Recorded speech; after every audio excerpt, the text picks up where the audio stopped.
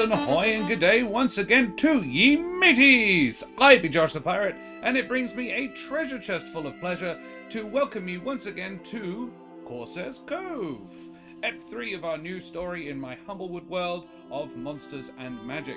Above me, I have me hearty crew, the bewildering Nikolai Kravchenko, the blissful Josh Towns, the blushing Karen Schlink, and the baffling Brendan Ellis. Okay, well, let's talk about these lovely people, shall we? Let's start in the middle. Josh, tell me who you are. Well, my name is Joshua Towns, and I'm an actor and enthusiast of all fun things. You can find me on my Instagram and all that in the chat, and or on Little Women on Stage, which is a musical production which I play a very minor part, but I stand out like a motherfucker. So yeah, come see that in December, and otherwise see me on here every week on Thursday. I'm looking forward to seeing what I do. Splendid. Yeah, Karen, talk about yourself. Hi, I am Karen, otherwise known as the Mother of Bunnies in chat and over on Twitter, where you should follow me. I'm tantalizingly close to 100 followers. You can help make that happen. I'm also known to perform under the moniker Miss Lola Moore, who you can follow on Instagram, and who will be performing in the wonderful seaside town of Geraldton on the 30th of October for the Birth of Bellas Festival. Yay! And if you're here strictly for the D&D, do go and check out There Be Dragons, their D&D podcast that I play Ryland Westfall in. We just dropped a new episode. We make a lot of dick jokes in this episode, as a fair warning. Lots of penis jokes. I wasn't going to check it out, but now I will. Like, you don't listen to the other 30 episodes. Just jump right in with 31. For the dick jokes. Dick jokes for everybody, including the mental image of Josh's character carrying a bag of holding just for dildos. So, wow, I don't remember that at all. It does seem like something Scam would do, but really you don't, yeah. You don't actually do it. It's just a concept, you know. Serum, I'm just here for the D. I don't need the und. Alrighty, Brendan. Brendan, tell me about yourself. I am Brendan Ellis. I am an actor and director. I am currently in a show called Murder at Cafe Noir. It is an interactive murder mystery. We are playing tomorrow night, not tonight because I'm doing this tonight, but tomorrow night and Saturday night at the Melville Bowls Club. So check that out, and I will be here every week as well, including tonight. Very well, thank you very much. And Nikolai. Hi, I'm Nikolai. I'm just a dude that likes D&D, man, and I hang around between here at Corsair's Cove and over at Roll for Damage. Splendid, thanks very much. Is this better? My microphone is apparently going a little quiet sometimes. I've pumped it up a little bit. Hopefully that's better for him. Just call me God. Yeah, that's simpler. I don't want to get too much of a complex. Alrighty. Well, I must, and I am Josh the Pirate. I need to tell you about myself. Yeah, I am Josh the Pirate, co-founder of Corsair's Cove and resident Humblewood DM, basically a lot of places. If you like my face and voice, you can check me out on Roll for Damage on Monday night, where I DM the Humblewood over there with that group of lovely players. They are about to head into, they're about to try and figure out how to get to the elemental plane of fire, which is a dumb thing to do, but they're going to do it. Yeah, if you like my face and voice, you can also check me out in Paparotica at Fringe World, which will be back, ladies and gentlemen. We're not allowed to tell you exactly where or when, but it will be back. Also, I am in There Be Dragons as well, tbdragonscast.com, where I play the infamous and deadly pirate Skern Felspar, who carries around a bag of holding full of dicks. Apparently. Or how funny would it be if I did? You're muted, Karen. You're still muted, my love.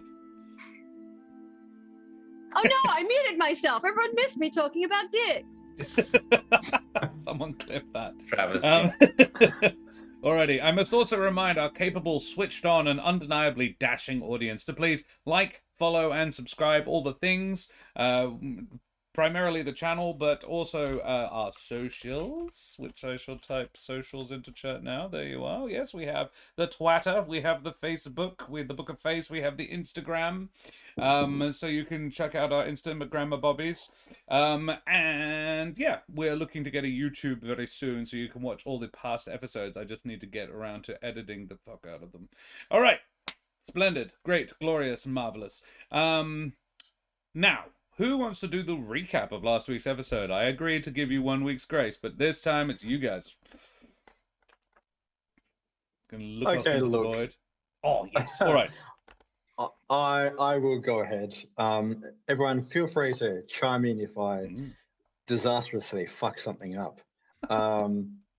We opened the session healing some of the Wildwood Brigadiers or Brigaders, depending on your upbringing, as well as the Keeper who was there with them.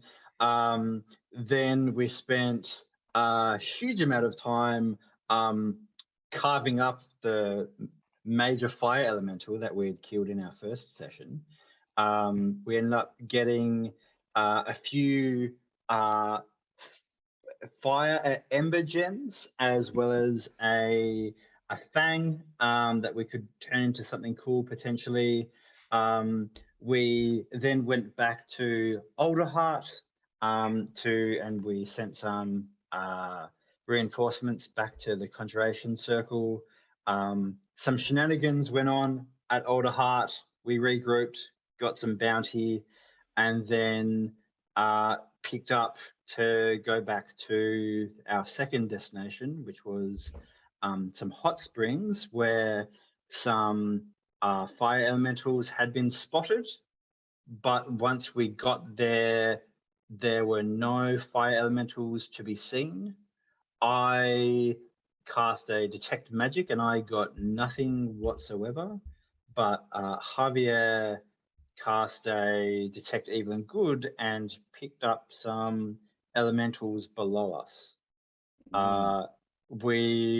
Because it's almost a meme at this point, we threw the goose into the boiling hot water, and who did survive and found a little pocket of air, and then got a bit too excited with the rope that we tied around him and tugged it so much that we pulled him back through the underwater caverns, which I'm sure would not have been pleasant.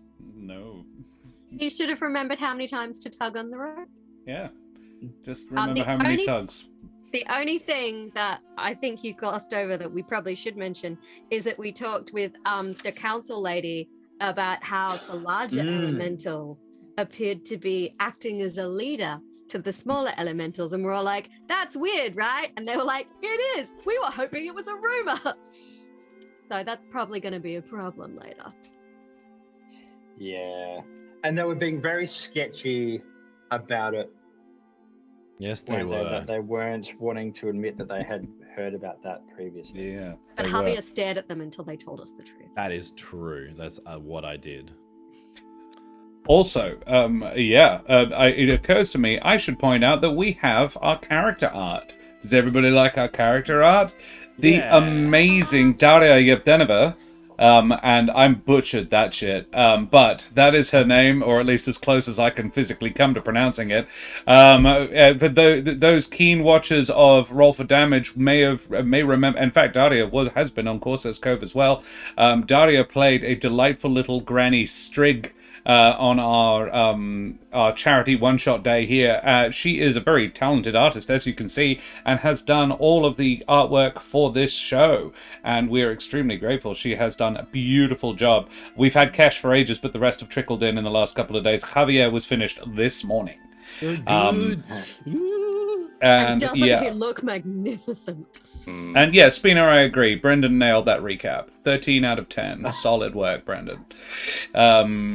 Excellent. Well, guys, thanks so much for coming and hanging out with us.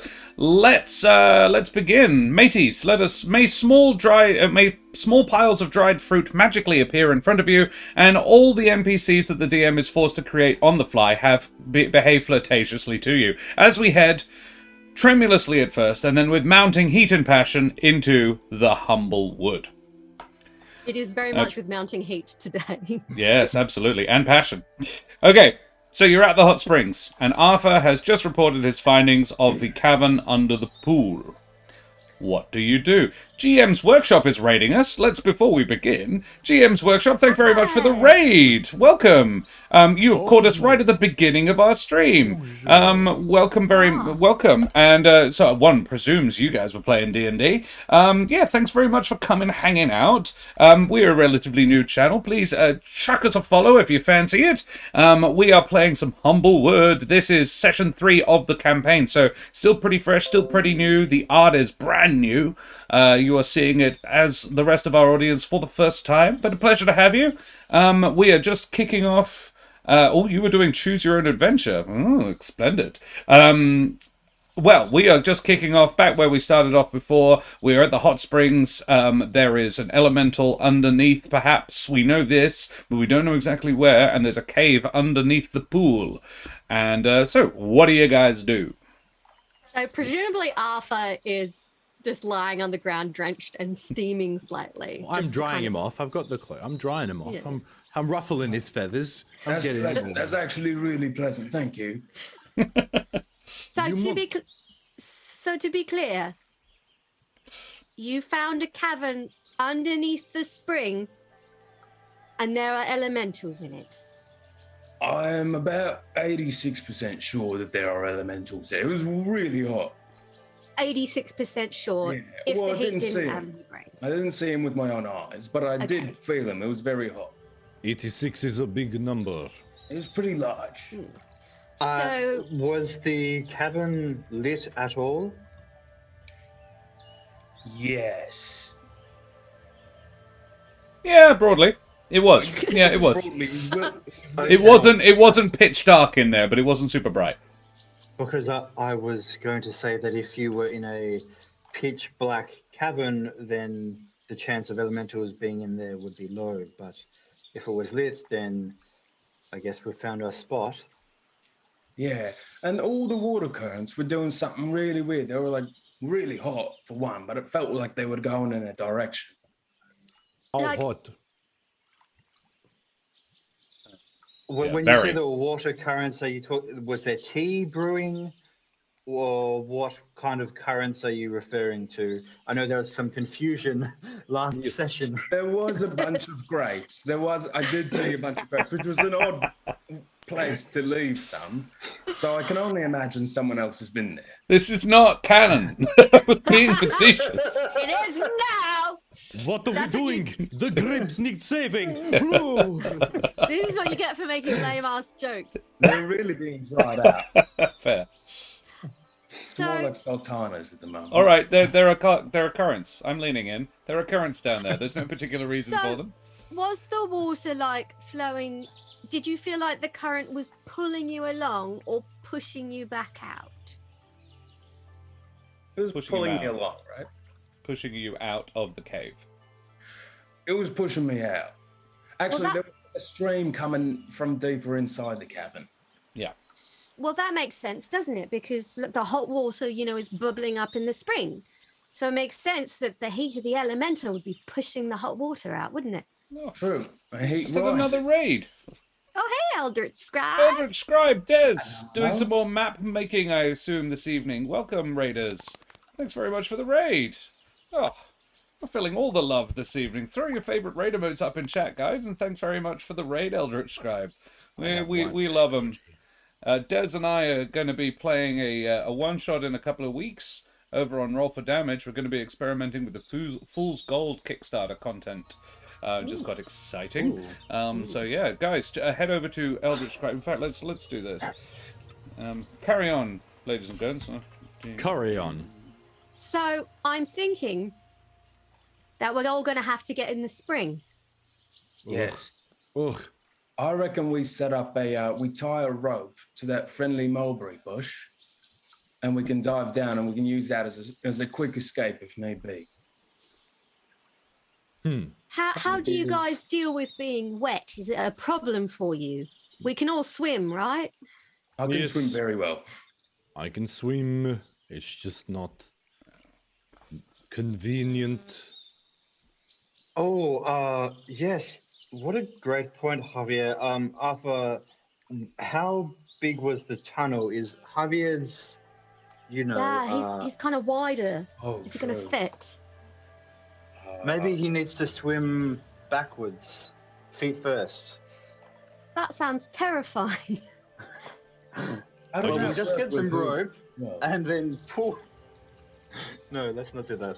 Maybe I spin in water and like drill the ground with my antlers. Oh, like a turbine. Is there a way to lure the elemental out, perhaps? Do we need to craft some sort of cunning trap? Like, what do elementals like? Could we just... Not water.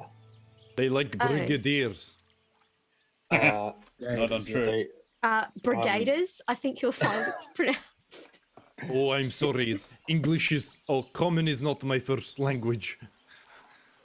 Or mine, apparently. So... the only other way to lure them out would be if we dug a big hole, but who knows how deep that would need to be and whether we even have the capacity to do that. I think we have little choice except to go for a dive. Well, the other option is that we let Javier stay out here and you can be the emergency pool person, so to speak. So if we get in trouble, we will remember the number of tugs for an emergency exit. Arthur, you would remember that Javier could probably fit. It would be narrow, but he could probably fit his prongs, his antlers down there. Javier could definitely fit down there. There's plenty of room for No big- problem, no problem. Okay. I just don't want him to get stuck halfway. It would be awkward for everyone and possibly deadly for him. This is no true. problem. All right. Hell of a way to go, though, being broiled alive, trapped in a cavern.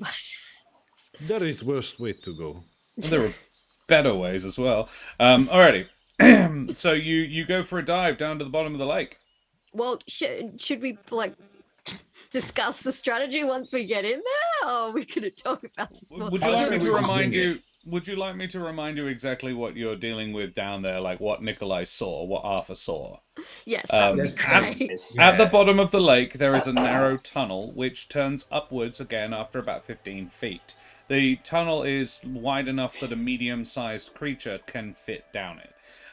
You can make out a soft light just beyond the turn.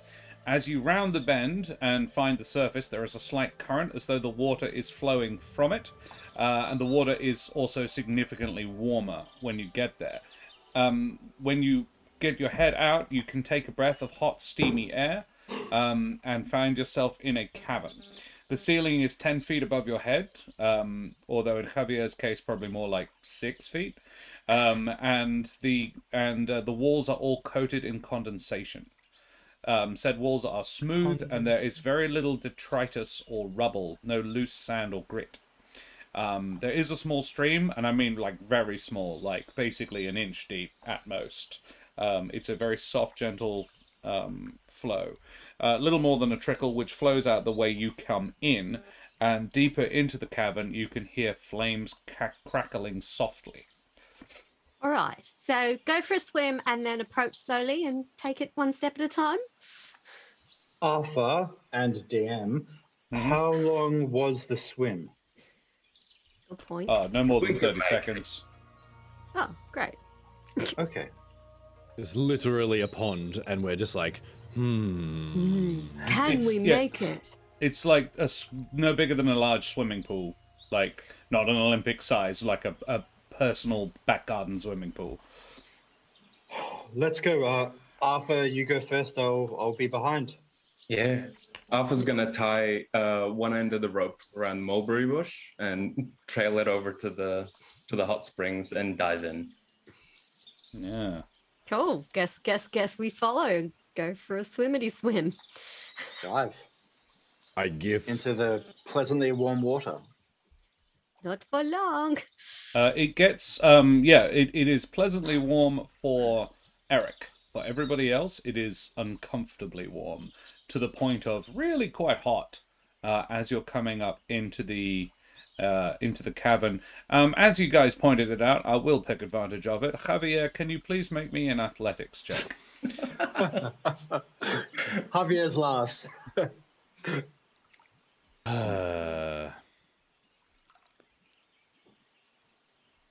Not bad. Oh, Bad. very nice. We will take it. We will take He that. manipulates his antlers with great acuity. Yes. You swing your dolphin. antlers with great acuity. Like it's a dolphin tail, so I 21. am swimming backwards. Right. Very well. Noted. Nodding really quickly. Sure. Cool. Right, you do that. Yeah. You find yourselves... Yeah, you have no difficulty at all. You find yourself in the cavern. It is... Yeah, not particularly large. And you can definitely hear fire a distance down the corridor. It is roughly straight, but at the end you can see it doglegs to the left. Yes. Cool. What's I have vision like? dimly lit. Yes, if you have dark vision, you do not struggle to see at all. If you don't have dark vision, I know Kesh has dark vision. Map out I'm just see in like, the do dark. I have dark vision? I have no idea. I think Corvum can. I don't think Servan can, and I'd be very surprised if Gallus can. Cool. I have dark vision and I'm super stealthy, so I'm just gonna Yeah. be like, I'm just gonna sneak up and have a look. Oh, all right. Hold position. Corvum do not have dark vision. I don't know if I have dark vision, but Corvum do not. All right, It'll cool. be under features and traits. Well, so Brendan has Eric has a reason. I would say, Eric, it does feel bright in here for you. Brilliant. But it's the firelight is the reason you can see, but you can see like it's daylight. Okay. Cool, splendid. Alrighty, well, yes. Kesh is going to please. communicate with whispers and hand signs that they should wait there, and she's going to sneak up and have a look. So she doesn't say anything verbally. I might whisper if it depends how good they're getting it. So the detect good or evil lasts 10 minutes. So Uh-huh. Typing. do I see 2 words. First word. Sounds like. Fingers, phalanges. You can still sense the elemental, Josh. But do I see the where they are? You wouldn't see it, but you can tell that they're roughly down. They would be down the corridor and to the left. It's not a hard inference to make. Now, I've never quite used this spell, but do I see just like is it just they're there, or do I see like the outline like predator goggles? Like That would be so cool. You wouldn't. I love the predator goggles idea, but there is a reason why you wouldn't. yeah, right. Okay. Yeah, that's fair. That's fair. Okay, cool. Right, I let them know where I point. I just point. Cool. I give them a thumbs up and I'll sneak off. Yeah, gesturing for them to stay here. 25. And Nice. sneakity sneak sneak. Sneakity sneak. Nice. Cool. Super sneaky. Wow. Yeah. All right. You get the super sneaky, super good. Yes. You round the corner. Again, it broadens to. It is no more than 12 feet high at its highest point. This cavern, and rarely more than 10, and rarely more than 20 feet wide, in places. But it never it can narrow to less than. Can narrow to about 10 feet sometimes. It's really not it's very organic, but not organic, but very like it's not man-made is the point I'm making. It is volcanic rock worn down by water and heat. It turns to I apologize, it turns to the right after about 40 feet down. Around the bend, and I presume you just get to the bend and have a peek down, Yeah. Kesh? Right. Yeah. You see a curious sight. At the far end of the passage, the cavern bulges into a perfect sphere, perhaps 20 feet wide, and at its center is a waterfall that flows from the ceiling, while a bonfire burns on the floor. Stranger still, both are falling or burning in a column. So they sort of meet in the middle. And mingling, and the resulting steam is pooling in a shallow depression seemingly placed for the task. Standing at the pillar is a flaming figure. Its form far smaller than the last senior elemental you encountered, and you get a distinctly feminine vibe off it. In form, the being could best be described as a humanoid phoenix, but it appears to be trying to figure out something about the flames. Around it wafts a smaller creature, a wispy steam mephit, similar to the magma one that you guys encountered before, but this one is significantly less. It's in light mist. It would be perfectly concealed. It looks like a sort of the ghost of a goblin. Would be a fairly good way of describing it.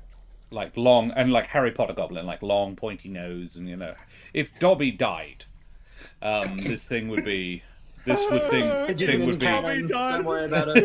If not when, it'd be fine. A lot of Harry Potter kids are still traumatized by that. Thank you very much. Did Dobby die? It was a long time ago. I only read the You book. heartless monster! You don't remember that? He Okay. saves them and then he dies and he's So as it turns out- takes the Harlan South. So, as it turns out, This stream this is thing about looks Harry Potter exactly fanfic like now. Dobby now. All right, great. I didn't write that description down. I'm regretting. As you watch, the elemental reaches her right hand out and touches the pillar, only to recoil in apparent pain, as it looks like the water burns it. The mephit hisses in apparent sympathy, and the elemental turns to it and seems to soothe it. It caresses its head in a maternal fashion. And when she does this, she turns, and you can see that her left wing / hand is missing. It just ends in a sort of floaty, misty stump. What do you do? What would be the check to kind of get a vibe on this person? Like what is their body language and their intentions telling me? Make an insight check. Vibe check. Ooh. good 22. I am busting the quite mold I wise. set for myself last session where it was all threes. Yeah, look, don't count your chips just yet, but that was a good one. Sure. You again with the vibes. Yeah. 22. Yeah, you get that this one is obviously wounded. It doesn't appear currently aggressive. You're trying to figure out what it's trying to do. I would say, even with a 22, Kesh doesn't know very much about magic. This thing that you can see, this bonfire that isn't being quenched by the waterfall falling down on top of it, is clearly, obviously, extremely magical. I would say, yeah, there's obviously... You can make some basic assumptions about it, that this thing was drawn here by the fire, which is clearly magical fire that cannot be quenched. But figuring out exactly why it's doing what it's doing would be difficult, knowing as little as you do about elementals. However, you can easily construe, yeah, that's the word I was looking for, that the combination of the fire and the water is what's generating the hot stream that's coming out, and is the cause of the heat in the pool, and the you know that the pool isn't supposed to be as hot as it is currently, and her presence is probably what's heating it up a bit.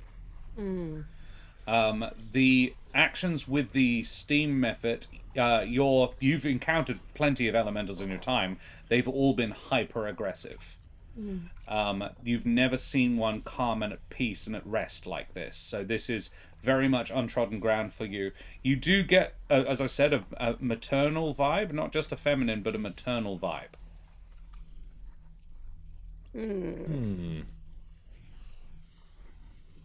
So only you see this at the moment? Currently, Yeah, Kesh I'm is the only one gonna there. sneak back out and have a chat with my comrades. Because Kesh is feeling a little like possibly this thing isn't a threat. Or at least can be negotiated with in some way rather than just straight up murderated. Who are we killing, Major? What these go? Okay. It was a little weird. So I went in there, right? And there's like a waterfall falling onto a bonfire, and they're kind of meeting in the middle in this weird column that's making steam, which is like pooling in a bowl, and presumably that's why the thing is hot. But there was an elemental there. She looks like a bit like a bird sort of thing, and Like a phoenix. Phoenix, firebirdie sort of thing. And she had a method with her, and it was like she was taking care of it, which was very weird. I'd never seen them do that before. And she seemed to be concerned with the fire water column steam thing, like there was something wrong with it. And I've never seen an elemental like calm and curious, and I didn't feel like she was aggressive at all. I'll give you one more thing, Karen. It's 22's pretty good. Desperation. She seemed quite desperate to fix it. So, and you can disagree with me on this one, but we might be able to talk to it. Does anyone speak elemental? What language do elementals speak? That would be an offset of primordial. It might speak common. You don't know. The bird folk among you both understand Auran and know that they do, which is a different kind of primordial, but it is a common root language. But whether or not you'd be able to communicate with something that only speaks primordial and a different kind of primordial is possibly a bit of a stretch. The way Eric and Javier, you can make checks or you can go and have a look for yourselves. The description of what Kesh saw, you can make Arcana checks to see if you know anything about them. Because of your affinity with your particular kind of thing, Brendan, you would have advantage, Eric. Arcana to see. 21 with advantage. Ooh, It is not my very nice. area of expertise. Very well. This sounds like an incredibly rare thing, Eric. It sounds like a magic node. A node of elemental magic, which is uncommon, incredibly uncommon in its own right, but even more so because this sounds like two of them. This is what's called a confluence. It is two magic nodes in balance. You've never heard of one being right on top of another, but this sounds like a node of the elemental plane of water and a node of the elemental plane of fire that have been deliberately placed in balance. Which is why your detect magic didn't pick it up, because one was cancelling the other out. And what Kesh has described as this kind of familial bond between the senior elemental and the method. Have I heard or seen of that before? Of a kind of humanity between them? Humanity, not quite. You have encountered an elemental being non-aggressive before. Mm-hmm. Once. Yep. When injured. I say. You said that it seemed to be missing a limb, Kesh? Todd, sorry. Ask me the question again. Sorry. Let me rephrase, Chief. Did Did you say that the elemental seemed to me be missing an arm or a limb or Yes, part of itself? it was injured, and it was like the water was hurting it if it touched it. Well, that solves it. We just push it into the water. That sounds very good idea. That's easy. We could do that. My Well- only problem is that there's something very, very magical happening in there, and it seemed to be concerned about that. And if a fire elemental is concerned about something magically happening, it might be dangerous. How do you know he's concerned? I don't know, it looked concerned. Do I look concerned right now? Constipated, more like. You've got it. Oh, we'll have to get you some prunes. We've got sultanas. Yes, there it is. Chief, can I clarify what exactly is our mission? Well, the mission is to kill the elementals. We But don't I'm- get paid unless we get evidence of their destruction. My concern is that, well, we've already talked about how they're behaving differently, and if maybe we can talk to this one, we might be able to work out what's going on. We can Okay. always kill it as a backup plan. But what is backup That's then? smart, Like, yeah. we can start with this, but backup plan more important, you know? I want backup plan to work, so if we're going to kill it, then we need to know you here, I'm Backup here, plan is you're there. push it into To the water. elemental node of water. I'll just run at it. Look, if you're going to run at it again, I prepared a little something today to help you protect you, so that will be good. Okay. Yeah, as a backup plan, that's good. Yeah, but I mean, a charging goose is a terrifying thing. I will be surprised if it doesn't turn tail and run. I don't Yes, think there it is has a nowhere. tail. Yeah, it also can't run because there's nowhere further for it to go. The cave ends at the node, which I presume you probably told them. Arthur may not have intuited that information, but It'll run. It'll run so far away, deeper into the cave. I don't, okay, basically what I'm trying to say is if we try and communicate with it, I just want us all on the same page, so I don't open my big mouth and say, hello, how are you? And then you charge at it and scare the bejeebus out of it. Kesh, I will show restraint. Thanks. Kesh, Yes. listen to me. Are you not our leader? Seems to me like you're doing an awful lot of consulting with, I don't know, less informed, less prepared individuals. I think you know exactly what you need to do here.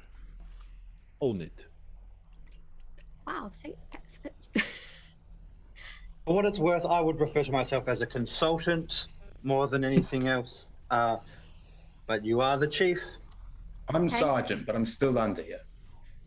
I'm major. Just a big deal. You can't be major. Kesh is major. Look, I'm just.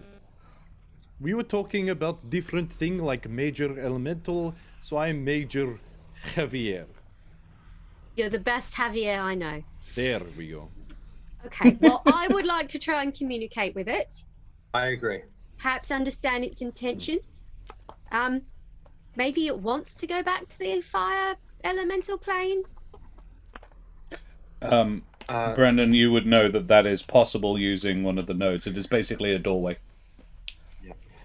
I think that is I think that's very likely. Whether or not we want that to happen, I don't know. But if I may, I would like to try to lead this attempt at communication, if you don't mind. Well, if you think you can speak to it. I can certainly try. Okay, well, if you're happy to go first, I'll be right next to you. Good luck. Dad, do you guys want to come a bit closer but be within earshot if we need help? Yes. I'll be ready to charge it. Thank you, Arthur. Well, who should I cast? I have a protect spell. Who wants it? I mean, pop it on me if things go south. Okay. That's a good point, actually. I'm not even going to wait till then. You are protected. I cast protection from good and evil. Sure. And that does... Basically, attacks against, attacks from an elemental, celestial, whatever, are at disadvantage. Nice. Very nice. Cool. Very well. You do that. So you are going to approach the elemental. Yes. And Gingerly. gingerly, but Staunchly. not. But in Arthur staunchly. So no stealth this time. We will stealth, I reckon. Yeah. Arthur and Javier can be sneaky, and we'll just kind of like, we're not trying to make a lot of noise, but we don't want to like. We don't want shock to it. startle it. Yeah. I think it's a good idea if we somewhat announce ourselves. Mm-hmm. I'm going to use control fire to light my hand up. So we're lighting the fact that we're here. And then look to Kesh Sure. and go ahead. Right. So Brendan, we'll walk down the tunnel. You do that. Eric, when you cast control flames on your hand, it burns very brightly before you get it under control. Burns bigger than you intended. You can control it easily. You're just like, oh, that was more than I thought. It's not in any way surprising to learn because you are close to the node of fire. All your fire magic is more powerful. Yes. Cool. And for A stealth those check of D&D 5. Rules lawyers in there. I actually meant produce flame. I have both. This is produce flame. All good. Yeah. I wouldn't. Yeah. I'm no pedant. You know this. When I'm the DM. Cool. Yeah, as long as you're letting me do what I want, that's fine. So, you do that. Javier, it probably turns at the approach of the enormous servant man. If not, it's the strutting goose man that's in front of the servant, chest out, and it's terrifying as well. I have a very strong mental image, given what Nikolai's doing, of exactly what Arthur looks like. Kesh is just like, hello. Hi. And yeah, there is flames dancing around Eric's hand. It turns and backs. It actually puts. They both turn. Both it and the Mephit turn. The Mephit hisses aggressively, but she moves in front of it and puts a hand sort of in. Puts. It's actually her damaged arm sort of goes in front of it, and it retreats behind her, but it's sort of, you're getting the vibe of it is protective of her but cowed and obedient, where and she has nowhere to go. She cannot back towards the pillar of water and fire without potentially injuring herself, but she does go to one side of it in the circular spherical depression, and backs away, watching you very carefully. There is wariness about her, and probably fear. I'm gonna do the traditional. I'm not holding a knife. Yeah. I'm not. Me too. I drop the flame from my hands and I say, hello, we are here to help. And I wait to see if there's some kind of recognition of language. The head tilts in a manner not unlike a dog trying to understand something. Probably less cute, though. Like, she's listening, and she's watching you intently. Close up, she looks not unlike if there was such a thing as a phoenix person, in this world, Karen. She would be described as a phoenix person. I thought we were going with Cyberbird.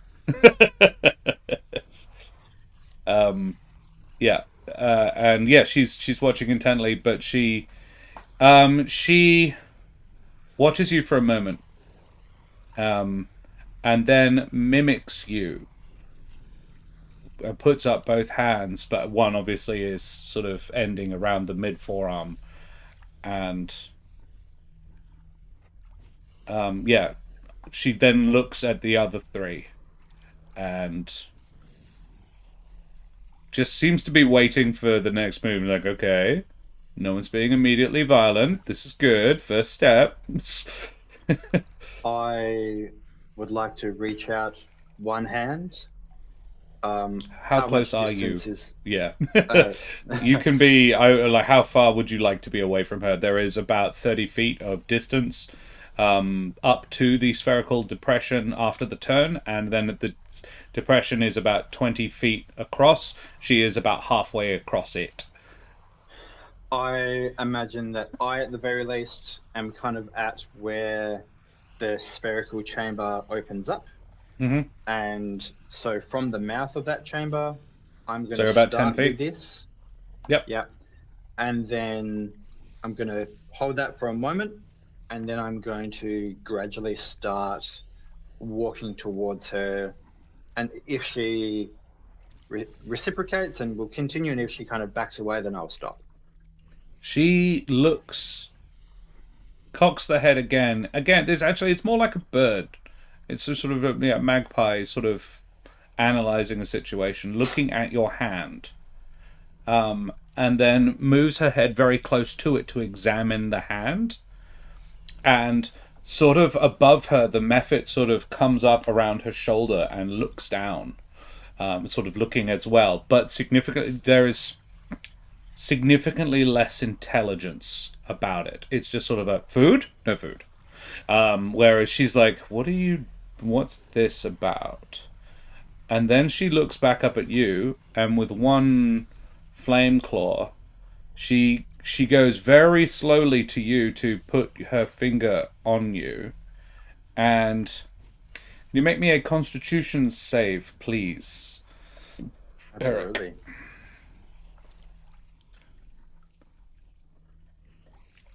What do you mean I need to make a save to Interact- touch a literal living fire?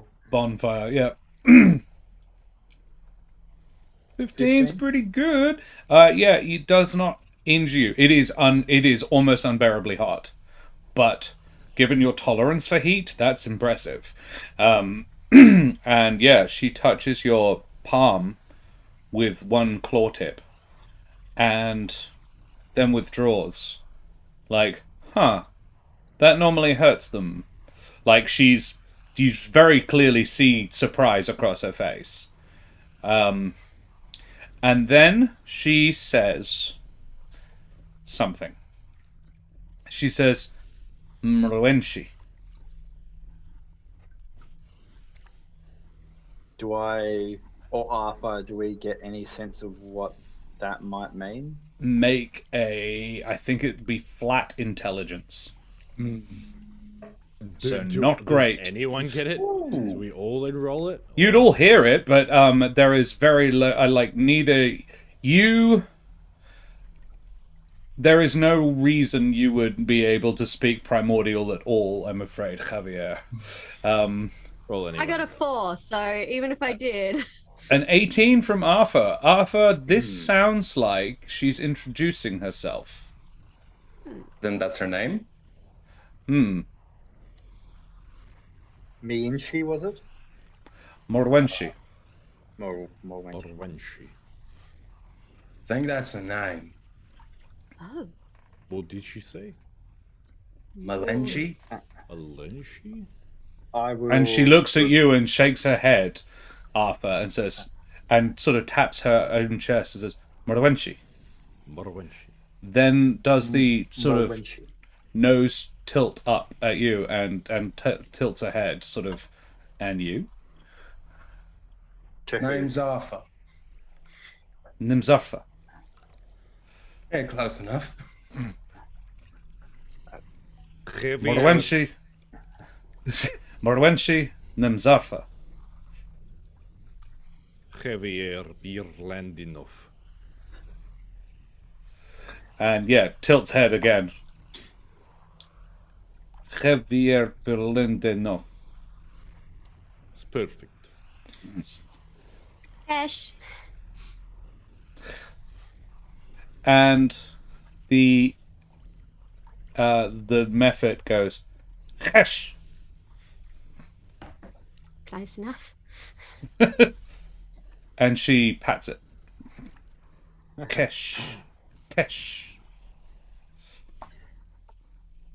And then she looks carefully at Eric. Eric.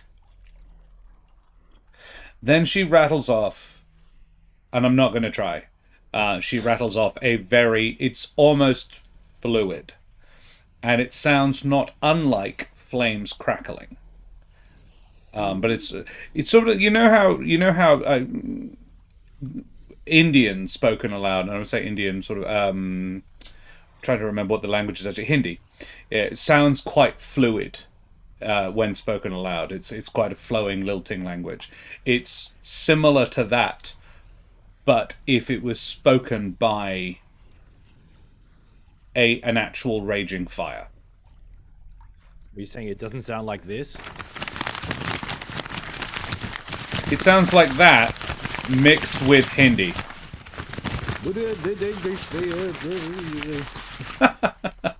Yep, I have no idea how Hindi is meant to sound. That sounds racist. Yeah. So yeah, it's and Arthur, I'll let your 18 carry over.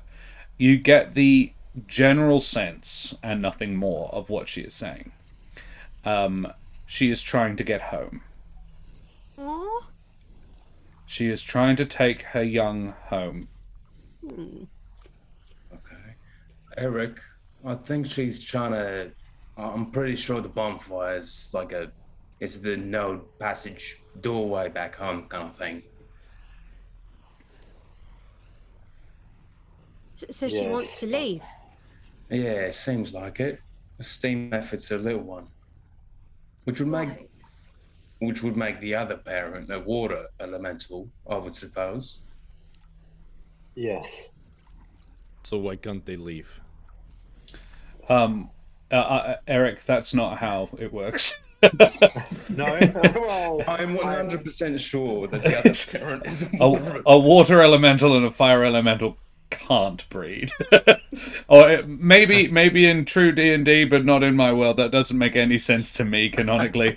I mean, you could They would- say that their meeting will be steamy. It would be hot, but yeah, for a similar reason that these two elemental nodes have placed themselves are in balance. Yeah, they're contradictory. It is a steam method. Has a minor elemental alignment to water as well. It's probably how she got down here. The steam method could well have shielded her from the water a bit and made her actually able to survive the very brief swim down into the pond. But yeah, no minor elemental could have done it other than a steam method. But yeah, this one helped her get down here, and in return, she's going to help it figure out the puzzle of how to get home.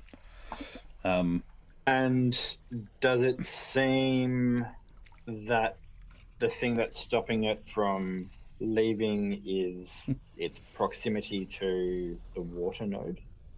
The things are too... make an Arcana check, and anybody can make this check. But Eric would probably have the best chance. Eric, you have advantage, I'll say.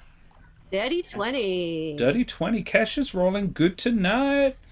I'm not. Yeah. I've got a 7 and an 8. Yeah, no. Kesh, you would think that now, given that he's mentioned nodes and magical nodes, the logical leap to make is that they're in balance and neither is capable of doing very much while the other has sway. So you can't use either while the other one's acting upon it. Right.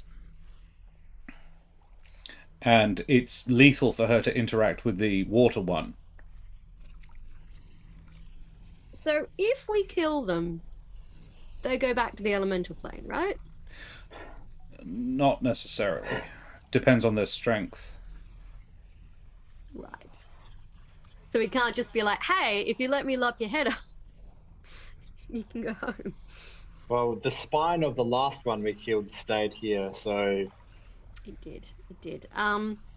Let's Like- not talk about that.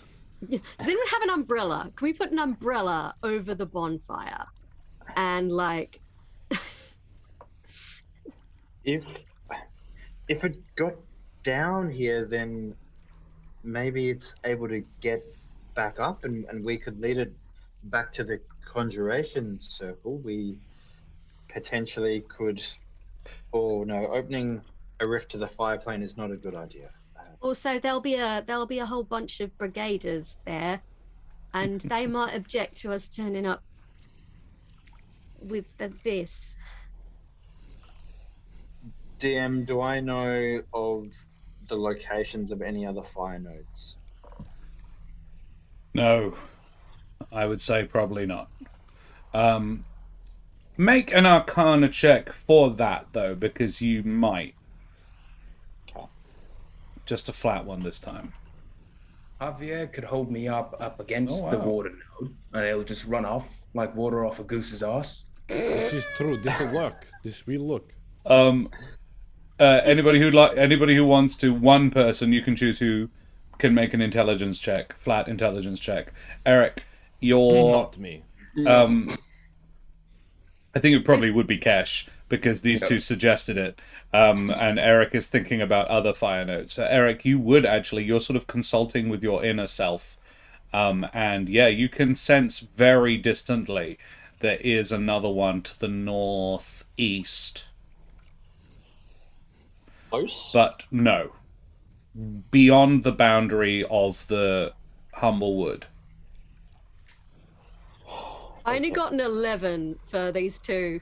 It's Messing not with the fire it's note. not the worst idea you've ever heard.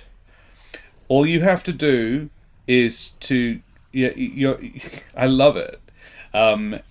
You feel like disrupting the flow of water would change the balance temporarily. Right. Well, like, I'm not saying it's a terrible idea, guys, but maybe we should try and do it without putting one of you into a magical node. I mean, how many is it like pouring? It's pouring out like a waterfall. Is it like a pretty heavy waterfall? Quite heavy. My I would say fill up a jug with water. That sort of level of once you pour it Oh. out, that sort of force. I've got a pot. I've got an iron pot in Oh, my yeah. inventory. If we put it on a long stick, if anyone's got like a spear or something, we can hold it under and kind of stop the water flow for a moment, and then they might be able to get into the node. And then they'll just go. We don't even have to fight them. I could use my wait. Like, how wide is the thing? Like The water? the waterfall. Yeah. No more than a couple of feet. Oh, sorry, a couple of feet wide. Well, probably 8 inches actually. Come to think of it. So I could just stand over there with my horns. I mean just, like, that does involve putting whatever it is goes Putting directly fire- into a fire. Oh. Like this is the water falls right into a fire. Could my we hang concern the pot is off? that No, my concern is that if we disrupt the balance of these nodes, which seems to have been very purposeful, I'm concerned that that balance may not return. Things might come through. Things might come through, or the fire node may erupt further and completely diminish the water node potential. I don't know. Could you ask her if she knows? Could you ask her what her plan is for the destruction of our lands? That's a good one. Yeah. She's been watching this whole time. You guys debating it. And her head's been sort of snapping backwards and forwards. She doesn't really look like she's understood very much, if any at all. But she has been paying close attention, sort of, and analyzing the fact that you have not been aggressive. Which seems to have, gone at least some way. She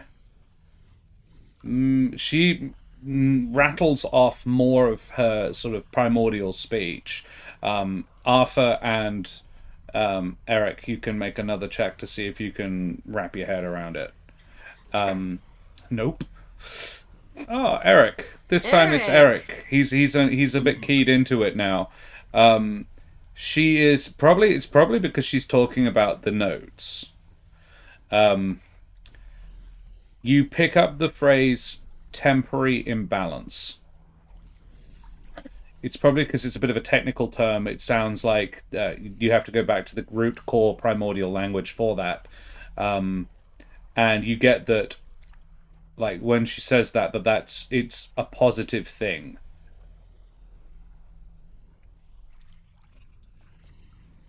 And she's trying to sort of mime stuff, but she's only got one hand, and she's miming a sort of, she's sort of gesturing with one hand, a sort of flat, and gesturing. Diverting the water. That's an inference you could make. This is charades. I think she said one word. Slash time. She seems to think that temporarily disrupting the water node is not a bad thing, but also she is quite biased. I have a couple of other ideas which may be terrible, but I would like to try to investigate those first. Stand back a little from me, if you will, please. Kesh backs up straight away, so this man can set himself on fire. I'm not fucking with this. What I'm about to do, and I kind of address this to the elementals as well. She is looking mildly concerned given how they're backing up. This may be somewhat shocking. I hope you don't judge me too harshly for it.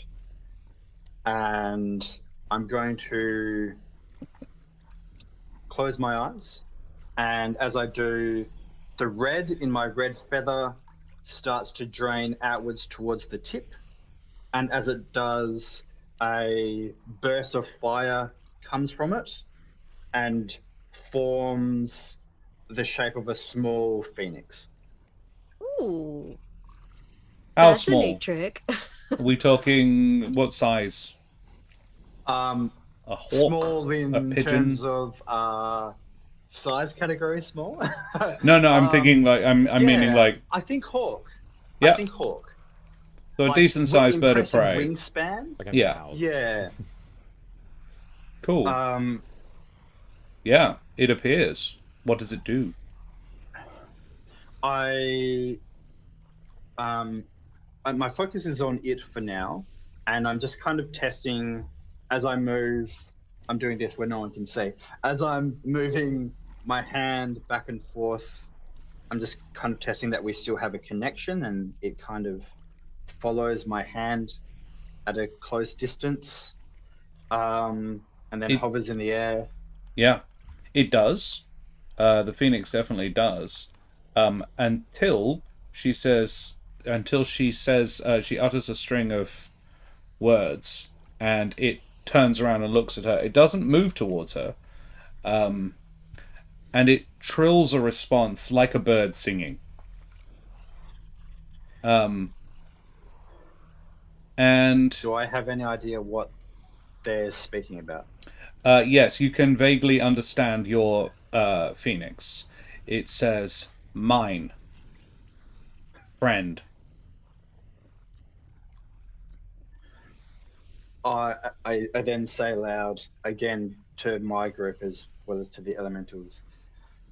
As you can see, this elemental has been riding along inside of me.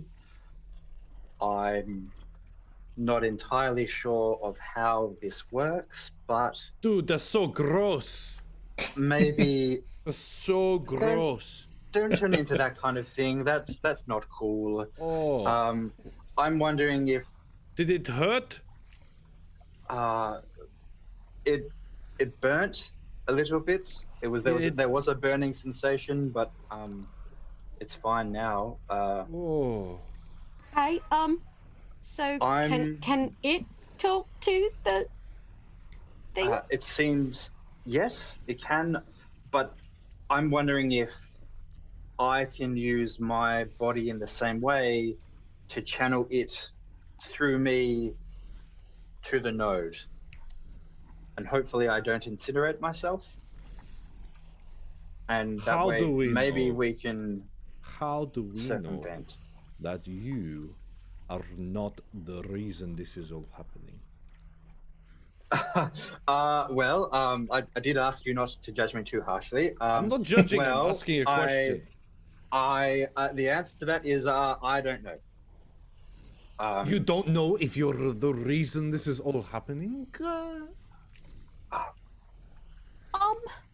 Have you ever been here before, Eric? No. You No. seem to know an awful lot about this. Yes, it's almost like I'm somewhat of an expert in the subject, and like I was specifically brought here on the mission for this very purpose, or almost as if that was intended. But I don't know. Call me crazy. Okay. Take it down a notch. We don't want to anger the giant fire thing. I'll call you crazy if you want me to. Don't call me crazy. Okay. Just My a quick phoenix question. is probably lighting up as well. Yeah, it is very much vibing on your emotions. In fact, if anything, it's more of an emotional beacon to how he is feeling. Like Eric's pretty closed down and controlled, and this thing is flaring. And it's interesting if any of you are watching the elemental, the big one. It is observing this not altercation, but close to, between you guys, that the elemental on the very tiny elemental on Eric's shoulder is sort of flaring and occasionally cheeping, sort of bird-like, and it's still very much staying neutral in the whole business, but is observing that there's somebody here who seems to be sort of aligned a little bit with elementals and doesn't seem to have been getting the best reaction from the other three. All right, let's take it down a notch. My question is, Eric, is this plan of yours, which I won't pretend to 100% understand because magic is not my bag, more dangerous than just trying to maybe slide a pot under the waterfall?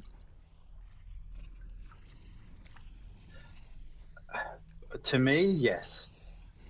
To the balance of these nodes, no. I suppose the question is what we value, whether we're happy to risk the balance of these nodes versus whether I can handle it. Well, it's no question the pot is very valuable, so like that is very crucial gear. So the question is, no, I'm kidding. Why would you risk your life for this? That is what the question I ask. Yeah, you might get burnt to a crisp. The phoenix on your shoulder says, it cheeps at you because I think it's probably figured out your plan, or at least what you're proposing to do.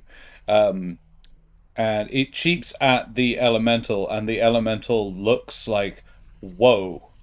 There's this surprise on its face, then looks at you intently and goes, and says something very quickly, and I'll let that 19 carry over from before. She shakes her head and says, death. Single word, not that hard to understand. I understood that. I heard that. It said death. Yes, actually, you did understand that. You probably know the word death in hundreds of languages. You definitely understood the primordial word for death. Okay, well, if certain death, I'm going to nix that one, Eric. Great thought. I love your little fire buddy. Maybe we should try a pot on a stick and trust that an immensely powerful magical force cannot be permanently disrupted by a pot on a stick. But if you happen to go ahead and go through with this, can I have your body? Don't ask. Well, I love that he's asked consent. This is important. Kesh is like, if what? if it doesn't work, then there may not be a body for you to have. There will But- be something. I will make it work. Okay, we're very much going with the pot and the stick here, okay? And Oh, Javier, dear. we're going to talk about this in more detail later, all right? I told you a body is very valuable. I'd rather ask someone who's so easily giving their life away for it that I can use it to do something more useful with it. What Okay. would you do with a dead body?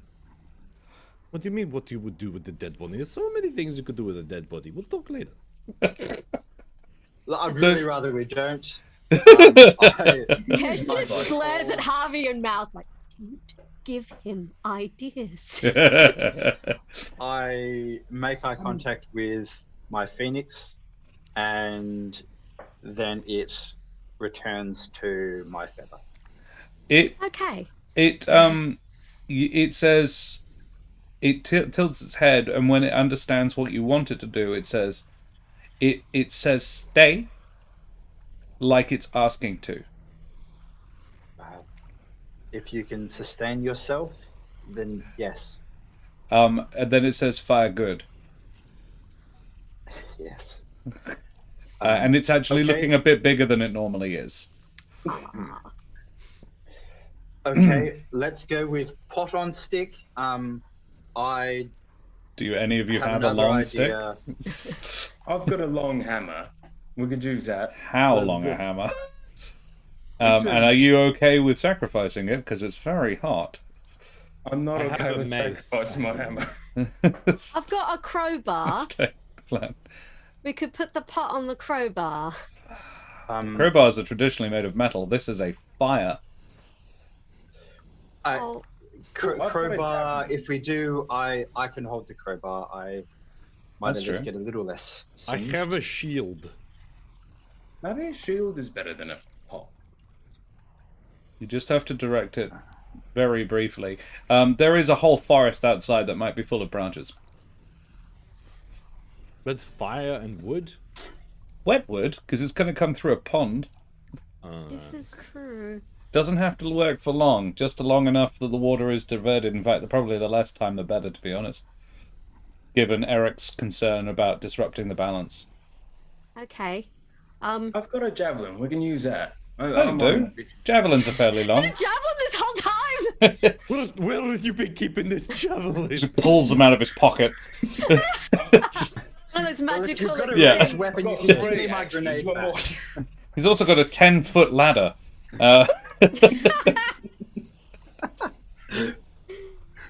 Okay, so we'll put the. Do we want to do the shield or the pot? We could almost look at the fire elemental and be like, pot, shield. I do need It, the shield, though. I do need the shield. It's in is my it the beetle shield? Did you say? No, this one is it's got wood in it. It's wood with black metal on the outside. I have Ah. the beetle shield. She looks at your black shield, Javier, and sort of taps it, and even on the black side, you can see just a small scorch mark on the other side, on the wood, and she goes, it's like, she's like, But then she sees the beetle shield slung on Eric's back, and comes over to it, and sort of the brow furrows, and she taps. Her presence is extremely uncomfortable for anybody except Eric. You would probably back off from it. The Javier would have to be like, hot, hot, hot, to avoid being injured by this. Yes, absolutely. Let's not forget, Javier does have shaved, a reverse Chopper Reed at the moment. And taps the beetle shell shield and goes, and then says to you one word that your even if you can't understand it, your elemental translates, turns to you and goes, quick.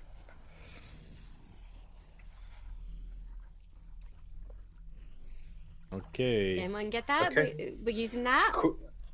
We're using this. Okay. All right. We're doing it. We're doing shield on a stick for the win. Right, chaps? Okay. So you lash the shield to a stick so you can sort of angle it? Could you describe exactly how you're going to do this? I don't know why I'm doing the work. Well, I've got think- rope, so yeah. I will lash the beetle shield to. It would have two leather straps on the back of it. Yeah. Like Or- sling it through the straps. Yeah. Yeah? Yeah. And But, then you yeah. can use rope to tighten those straps around it because it's obviously it's a javelin, it's not very wide. Yeah, sure. And then is it one person going to be like, or No, I think one on each side?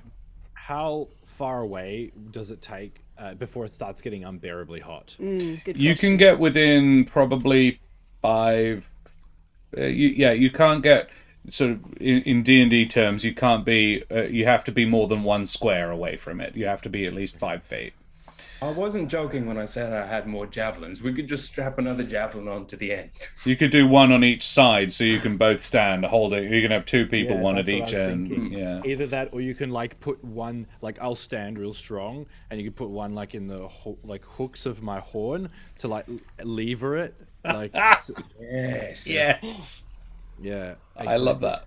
I love Either that that, plan. or I just Engineering. actually no, I can feed it through the entire thing, and it just just hangs there. We just hold the one end. I mean, they grow back. You could just use your antlers, but yeah. No, I don't want to do that. No, I don't want to. Okay. Or when she is getting ready to sort of, it sees what you're doing and nods to all of you. Look, there is a Eric first, but then to the rest of you and says, I'm going to attempt this one. She says, Ichasa. Which you may well know, Birdfolk boys, and I'll give Kesh and Javier the opportunity to roll for, means gratitude. No. 19. Yeah, you got it. Yeah, you know one word of primordial each, death and gratitude. Oh, that was that. I think she just said thank you. No idea what noise I made, so that's that. I think it was Hikasa. And yeah, you enact your plan. So Javier is forming a sort of servant post, essentially, that somebody else is using to thread the javelins through. Is it Arthur who is threading the javelins through? So using Javier's antlers as a sort of a ledge, as a lever point to get this shield in just right, and you're trying to basically do what with it, Arthur? Sort of like leverage it so that the antlers provide like a little bit more support to keep the shield up, and just sort of slide the shield underneath and hold it there. Like divert the water, right? Like Yeah. So you divert the flow of the water briefly. Eric, sorry, yes? I don't know whether this will work or not because it does specifically say non-magical fire, but I'm going to try anyway. To use control flames to maybe extend the fire of the node out in the opposite direction a little more, so that they don't necessarily need to get as close to the water. Given the source So of your water is magic, flowing it one definitely way. does work. Brilliant. I could yeah. use thaumaturgy to dim the flames. Are you going to counteract Eric's efforts? Wait, what are you doing? What are you doing? He's making them move just away, so it's extending it the out. water is going in a different direction of the fire briefly. I think Oh wait, is no, wait. That's what we want. my We want impression. That's what we Yeah. want. That's a good thing, right? Yeah, My we don't bad. want to dim the fire. that. I'll change is the just kind of fire hovering. purple. I don't know. Fuck. Yeah, Kesh is like, I have nothing to add. Please don't And explode. Please don't explode. We As- appreciate your support, Chief. Supervisor. Eric, your phoenix gives one final chirp of farewell to the 2 elementals. Morwenshi gestures for the steam method to dive first. As soon as the water is diverted away from the fire node, you feel both the water node and the fire node burst into a much stronger. It's like the water now is an absolute torrent pounding off the shield. You can maintain it, Arthur. Can I get an athletics check, Arthur and Javier? I run into grab to help support. I will allow this. You can give Arthur advantage. Okay. Arthur, 20 is good. In which case, Javier can take the advantage instead, because Arthur didn't need it. Take the advantage. So, Kesh, you can see Arthur's got this, but Javier seems to be really struggling. So, Kesh, you come in and sort of prop Javier up. A 6 and a... Wow, he has +2. Yeah. So, yeah, Javier may have overestimated the strength of his antlers. You can feel your left antler, the nearer one to the fire... in fact, no, I'm imagining it the other way around. It's probably... No, it would be your left. Is being wrenched down really painfully, Javier. Yeah, the steam method dives into the fire node and disappears. And Morwenshi can see that you this is real struggle for you, nods once and does the same. And then you presumably immediately stop doing what you're doing. Yeah, I'm gonna try and like push Javier or pull Javier away from like the node. Sure, you do that. The fire node immediately sort of rights itself right back into the water node as the water node pounds down, and in the space of the next 10 seconds or so, they calm right down again until they're this pillar again, where they meet in the middle, flame sprouts out, and forms down into the puddle at your feet, which is now up to your knees already. The water was so strong, but it drains out quite quickly. And and the room is already significantly, it cools almost immediately, down to, it's like a pleasant sauna, but not like a, oh god, I can barely think. Yeah. Well done. Okay, is everyone alive? Barely. Ugh. Yeah. Is your head okay? Do you need... It's fine. It's fine. It's fine. Okay. It looks fine. It's not wonky. So It is now wonky. what? Now what? I would just like to point out that there was a fire elemental that came onto our plane, seemed to have done almost no damage, and wanted only to leave. I'm just going to... Where did you there. think that they did no damage? How did it get out of here though? Because it need to go through the water, and that hurts it, right? You Well, realize well, there was a sighting, which means that they could have already done the damage and now they're just running away. There They wasn't could a have been single the ash. There could have been the spy. They could have been the general. We don't know. We just fucking did it. I'm not going to question authority, but you know, there it is. I said it out of turn. There was not a single ash. There was no charring up above the hot springs. If they were doing damage, then they wouldn't be able to control what they were doing. No, I'm saying that this is their escape route, and we caught them there at the escape route. Whereas there's been a sighting in the spring up there, not down here. I mean up there. Right? Are you is saying that what? you think... Oh yeah, Yes. I'm getting you. Yeah. It As was in, up- like, what? Isn't that what we got told? That there's been a sighting? So we just have a random fire elemental. But it was very intelligent. It was all right. I mean, it was the nicest one we've ever met. Yes. If they're all like that, this is going to be great. We just have to show them the exit and they'll just be like, Yes, but now we have this thing here. This is the thing. This is node. well, I'm going to venture a guess that this has been here a long time because the springs have been here a long time.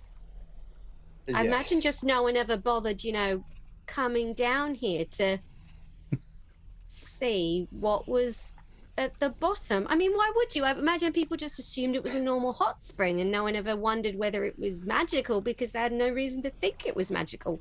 Do you even want to tell people it's magical? Do you think people will come and mess with it?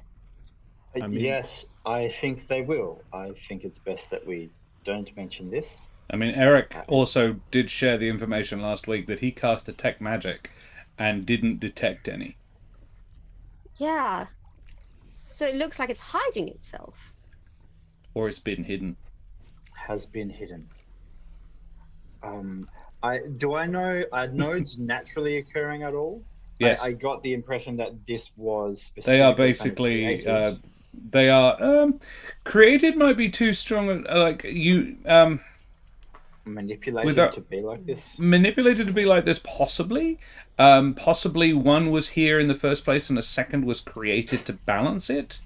You are aware that the old tenders. There are stories of old tenders that would, like, in seeking to deal with fire, they would this. You've never heard of anything like this being done, but the old tenders. There's a lot of stories and legends that you may well not be aware of. That being said, as you have just gotten firsthand evidence of, the planes of fire and presumably water, air, and earth as well contain creatures of no small intellect themselves. There's nothing saying that this was made by a mortal of your plane.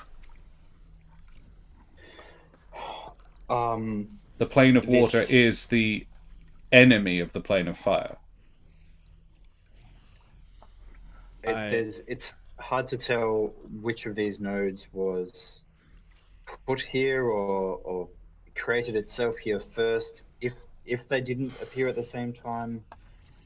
But there are known nodes around the world. I know of a fire node to the northeast, and they're not in themselves a danger, as long as they're contained, as this one seems to be. I think we leave this as is. It doesn't feel dangerous. Excuse me, I might interject. Excuse me. Yes, it feels hugely dangerous. You mean it doesn't feel evil, possibly? Well, that's possibly a better way to put it. It doesn't feel evil. Can you please Dangerous. explain to me exactly what we have just done? We have been told that there are elementals, major elementals, that we need of killing to end this conflict between the planes. And then we encounter something that has never been seen before, and we just go, oh, poor baby, we need to put him in. No, and then we help him like it's nothing, and now he is gone, and there is no evidence to explain exactly what happened. So now we have to go back and then explain to them this unexplainable thing happened, and they just have to trust us. And then I am so confused. It's like, what side are we on? What are we doing? If I may, I've never known killing to end a conflict. But we are not talking about that. Many times. Are you talking about? What are you Okay. talking about? Killing is a sure way to end a conflict. We've As long as literally there lost aren't anyone remaining on the other side. Eric. Okay. Just a moment. Our purview was to rid the Humblewood of the remaining elementals. Killing them is one way to do that, and we have done that very effectively. But obviously, killing brings with it certain risks to us. So if we can just convince a fire elemental to leave the plane, it's not like she can come back this way. She probably came out in the confluence originally, so she can't come back this way unless someone lets her out, which we're obviously not going to do. So at the end of the day, she is gone, which is what we wanted. Kesh, she knows your name. She knows who you are. I don't give a shit. If they are nice now, all they need to do is tell someone else. And then your head on a stick. On a shield. I know. She's not in the plane anymore. It doesn't matter. They got here somehow, did they not? Yes, in a massive, burny, fiery event. They're not in the habit of just turning up of their own. Are you sure? Are you The sure? door is Are now you sure? closed, and the door is, as in, like, this is. You've been to the door that is now closed, Javier. The door is closed. They can't come back until the next, Till a new door open. But we had them. We had them there. Like this is the first time we could communicate with them, and then we just let them go. We couldn't communicate very well. Viewers, this was a lot more pleasant than getting roasted alive. Look, I'm not going to say that it was a bad experience. It's just I'm only thinking of it now because I'm a bit slow. Okay. No, and I appreciate it's a good point. Look, if we could communicate better, it would be different. But we didn't exactly have a great back and forth going on. It was kind of single word gesture chat. If See a dictionary. we get some, if we get some downtime, then perhaps communication is something that I can work on. Eric, It would be better. I will also point out to you, because you're the most familiar with the way this works, and because of your own nature, you would probably be. It would not be an unfair thing to note that this elemental, whilst she wasn't as big as the other one, and she seemed injured, she was extremely close to an elemental node of fire. Your own magical abilities, even if this one is in balance with the water node next to it, your own magical abilities were radically improved by presence of it. It would not be an unsafe thing to think that she might have been actually more powerful and dangerous than the one that you fought a couple of days ago or yesterday. I point out to you that its proximity to this node may have made it more powerful, and it actively chose not to be hostile, not to attack us. Even though it was injured and diminished, it could have easily killed us, I believe. It chose not to. I am not going to say that killing fire elementals is out of the question. I think that first one we met the other day demonstrated that it is a necessity in some cases, but not in all cases. And if they're more like us than we've thought, it stands to reason that there'd be a great variance in their intentions or their predilections. Maybe some of them are aggressive and violent and horrible, and those ones we can absolutely kill. But if they just want to go home, I don't have a problem with that. Yes, I understand, but we are not. We do not know their intentions. We don't. Just if they want to go home now, yes, that's fine. But like, we don't know what they did before. We don't know what they do after. Like, there's too many complicated things, and we just assessed really quickly, and this got out of the way really quickly, and I'm just a bit confused about that. Okay, we're very happy, very fast. We had an analogy of them before as an army, and as majors and generals. If there is an army, then it stands to reason that there are civilians who may or may not be drafted into their army. Yes, like you. Exactly. I'm not sure I catch your meaning. Oh, do you have the elemental with you? Do you not? I do. Are you Okay. saying that I've been drafted into an army? No, I'm saying as the civilian aspect of that is that like you're not part of the army, and so naturally, what does that leave you? Where does that leave you? Who is that elemental? Is the Phoenix still out? It would have disappeared if you wanted it to after. You said you went back into your finger feather, whatever. DM said it wanted to stay out. It requested to stay out. However, when she left, it would have been happy to go away, but wouldn't have necessarily insisted on it. If you like, it probably would have disappeared because you'd said go before when it wanted to go. So unless you stopped it, it would have gone back into your face. Yeah. Okay. Yeah. It's inside of my face. Yes. That's better. I suppose it would be a civilian.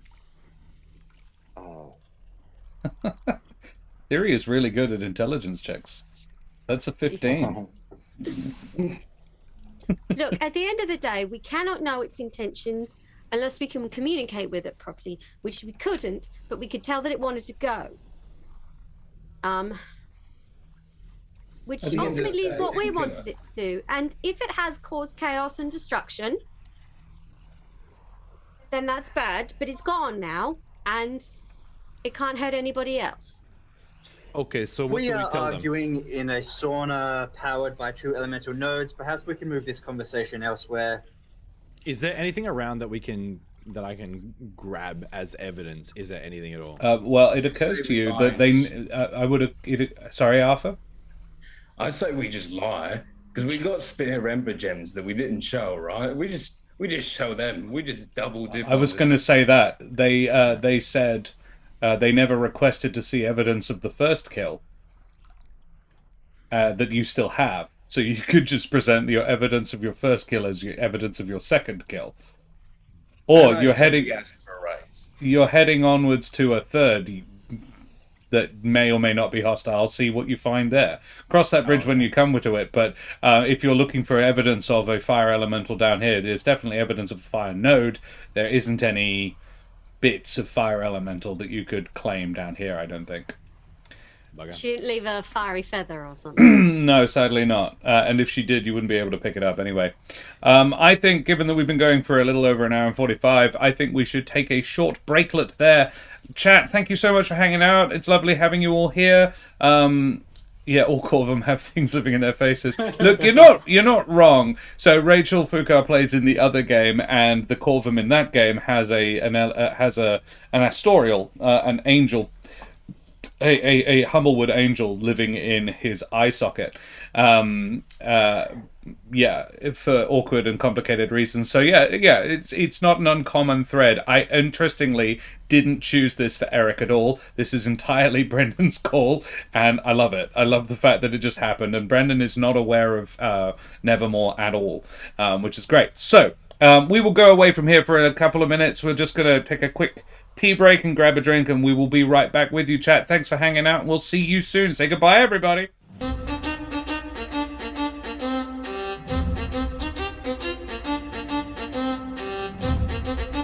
And we are back, ladies and gentlemen. Welcome back to Roll for Damage, people of ladies and gentlemen and beings of indeterminate gender and persuasion. Thank you so much for joining us. Thank you so much for sticking around. We are going to continue our Corsair's Cove. Yeah. Oh, that's right. Sorry, I'm Wrong yeah. channel. Wrong channel. Welcome back to Corsair's Cove. It's not Roll for Damage tonight. That's another night. I'm Josh the Pirate, the co-founder of the channel I just misnamed. Yeah, we're back. We're playing Humblewood. Thanks for sticking around.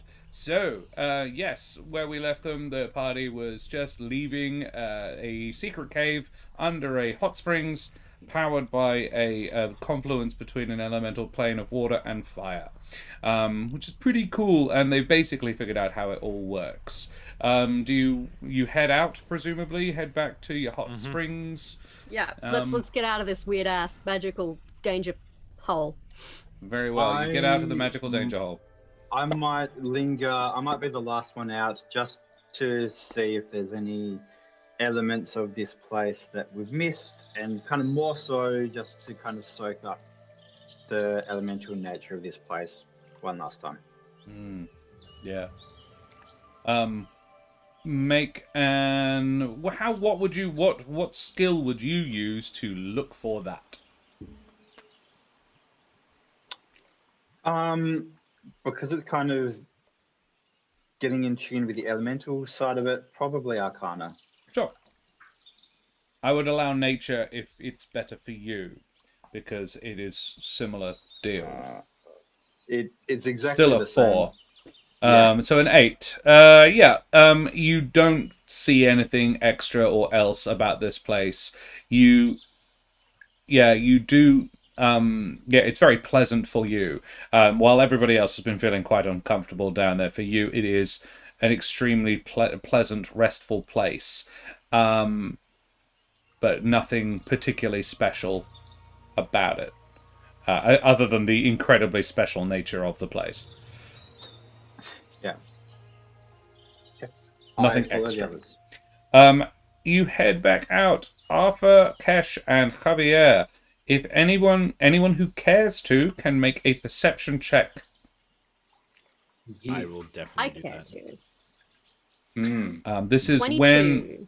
when Eric comes out of the water. Javier and Kesh both notice this. His feathers, like he's got a couple of bald spots. They have started to grow back.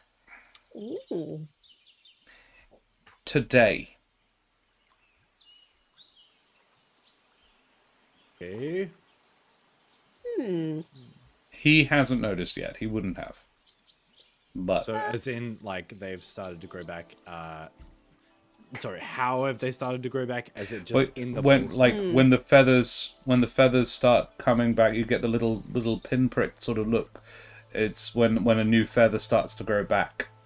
The spots that were missing feathers have now got the sort of goose pimple sort of things that are the precursors of new feathers growing. Like blackheads. A little bit, but good blackheads.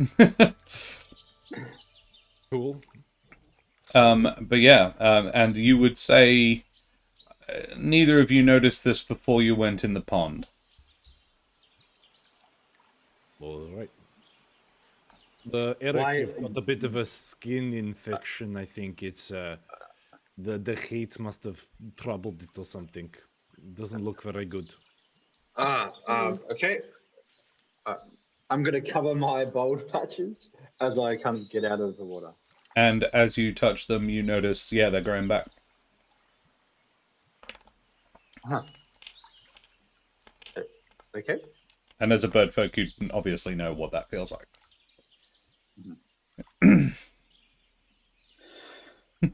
What Well- time of day is it now? Feel like you guys got here mid-afternoon, late afternoon, early evening. Oh, really? I think you left early morning, and it's a good sort of most of a day's travel to get here. And I think you started investigating when you arrived. So yeah, it's late afternoon, early evening. You could probably get in an hour's travel or so if you wanted to, but this is a fairly pleasant place. And in fact, it is noteworthy that the pond was very hot when you went in. Now, on the way out, it's very pleasant. Down to I would say, 45 degrees centigrade. Like a very comfortable... It's hot, but it's not like, oh my god, it's like pleasant bath water. Not, It's a spa. Should we stay here for the night? We're not going to make it back to Elderheart? Alderheart, yes. Elderheart and a total blank on the name. We're not going to make it back to Elderheart tonight, and we probably shouldn't go racing off to the next place until we've, worked out how we feel about what just happened. So if we maybe want to set up a camp, have some dinner, and then maybe have a little chat about what we just witnessed and possibly did. Let's do that. Sounds good. I'll I gather. would like to stay here tonight. Yeah. Well, Kesh is going to start setting up a fire and Sure. Gets her... unroll a little bedroll and I massage would a little. make a point. Arthur, you are down 2 javelins. They did not survive the experience. Okay. And Kesh, you can tell from what happened, your pot would not have either. Your rope is probably 10 foot shorter as well, Kesh, from the experience. But yeah, everything else is all good. You haven't lost any more expendables other than that. But yeah, Arthur, knock off 2 javelins that were basically unretrievable. Okay, done. Can we use the ember gems to kickstart a fire? Don't. That's Not fine. if you want to keep them. Leave A little bit of kindling off of it. leave the fire to me. That's fine. And I produce flame. Yeah. And I light a fire on some sticks. Yeah. As in a bundled pile of sticks, not just the forest. You just set a forest fire. Yeah, no worries. You do that. Oh, Kesh is also going to try and hang out her stuff so it'll dry because we all got wet. Yeah. I'm dry. Good, Yeah, Eric good for is you. dry. Anybody who has prestidigitation, druidcraft, thaumaturgy can use it to dry themselves. Alpha's just gonna get naked and put his clothes over the fire, set up a little post with his remaining javelins. I'm dry now. Sure. Kesh doesn't get naked, but she does take off her outer layers and presumes that her body heat will dry. Sure. And if you hang But them she's next to the keeps on. fire, you'll probably be all right. Yeah, she'll hang out next to the fire and like play with her fur and like fluff it up to help get the water out. Yeah, Okay, Kesh, your fur is unusually fluffy and nice as well. It's like you've had a nice, good bath. Well, I don't know about you guys, but I smell really clean after that. Javier, your antler doesn't ache. Nice. It was achy, but when you got in the water, it's not now. It was achy breaky. Hmm. Good. I'm just like, Yeah. I could just picture Javier at parties, like wrapping whatever the equivalent of fairy lights are around Um, his antlers. essentially. Christmas moose. Yes. Alrighty. If my graphic design skills extend, I've got Christmas Javier t-shirt. Eric, Not a reindeer. what's the deal with the elemental inside of you? Because that's a worry. I ain't gonna fucking beat around the bush. That's a bit odd. Yes. Well, that's how things are right now. So, we only have one more of these elementals to deal with, and then once we've done that, then our business together will be over, and you won't need to deal with it again. So, don't worry too much That's about not what I'm. it. That's not what I'm talking. That wasn't what he was asking. I'm cards on the table. I'm perfectly fine with you having an elemental inside of you. That I'm just worried that if it, is this gonna cause some trouble later on down the track or what? How did that happen? Yes. Does it hurt? He said No. it burns a little. So fire is obviously destructive, yes, but it is also can be a force for growth, for creation, for art.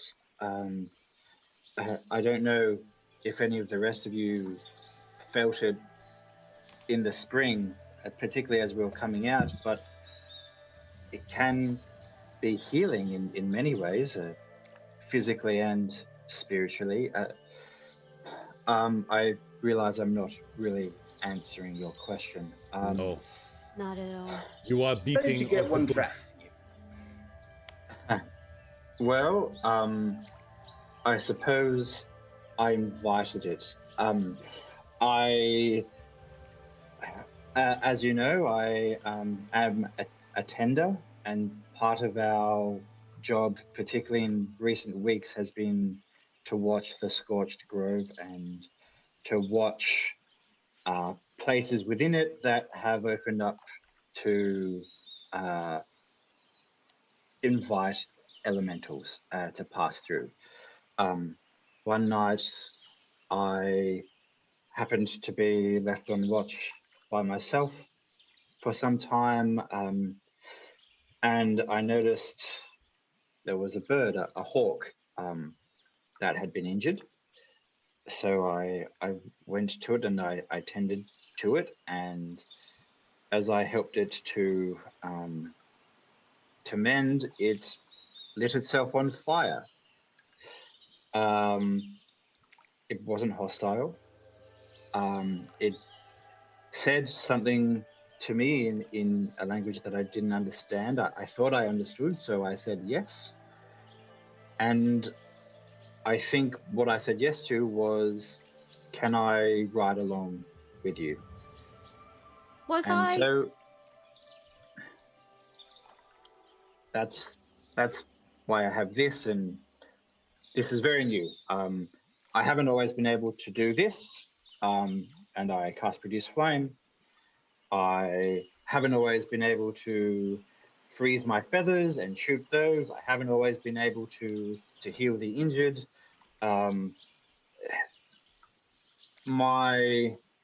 The last few years of my life have been dedicated to keeping fire away. So trust me when I say that I am more than a little conflicted about this, but this has allowed me, at least in the last 2 days, to do things for good that I would never have done or had the capability of doing previously. Let me get this straight. I know there are beings out there that can grant supreme power. Okay? My power does not come from within. My power comes from my belief. And I'm granted that power to use for a holy purpose, okay? Now, what you're telling me is that there is a being that is inside of you that is granting this power. So it is not you willingly having this power. This is you having this power thrust upon you by this being. So you are not the power. The being is the power. I would like to think of it as a power ignited within me. Okay, but what if this thing goes away? What if we kill it? I don't know. Have you tried? Eric, you did have some magical ability prior, but not much. Basic level tender training gives you some low-level frost abilities and a little bit of healing, but it's sort of like you'd learn healing word and ray of frost or something like that. That'd basically be it. Yeah. Look I think I've seen enough of you to judge your character, and I'm not questioning whether or not you're a good person. But I cannot help think that you're being manipulated, my friend. Well, if I am, then it's a good thing that I'm currently in the presence of 3 fire elemental killers. Well, That's not my title. Well, if you burst into flames and try to kill us, I will kill you. Just to be clear. I would don't hope so. think you're going to burst into flames and try to kill us, because I feel if you were going to do that, you would have done it down in the cave, where no one would ever have found our bodies, and no one would have ever known. And where my fire powers were greatly increased. That as well. So do you feel like yourself? Yes. Like in your own head, I suppose? Where did you get those burns? I have had these burns longer than I've had this.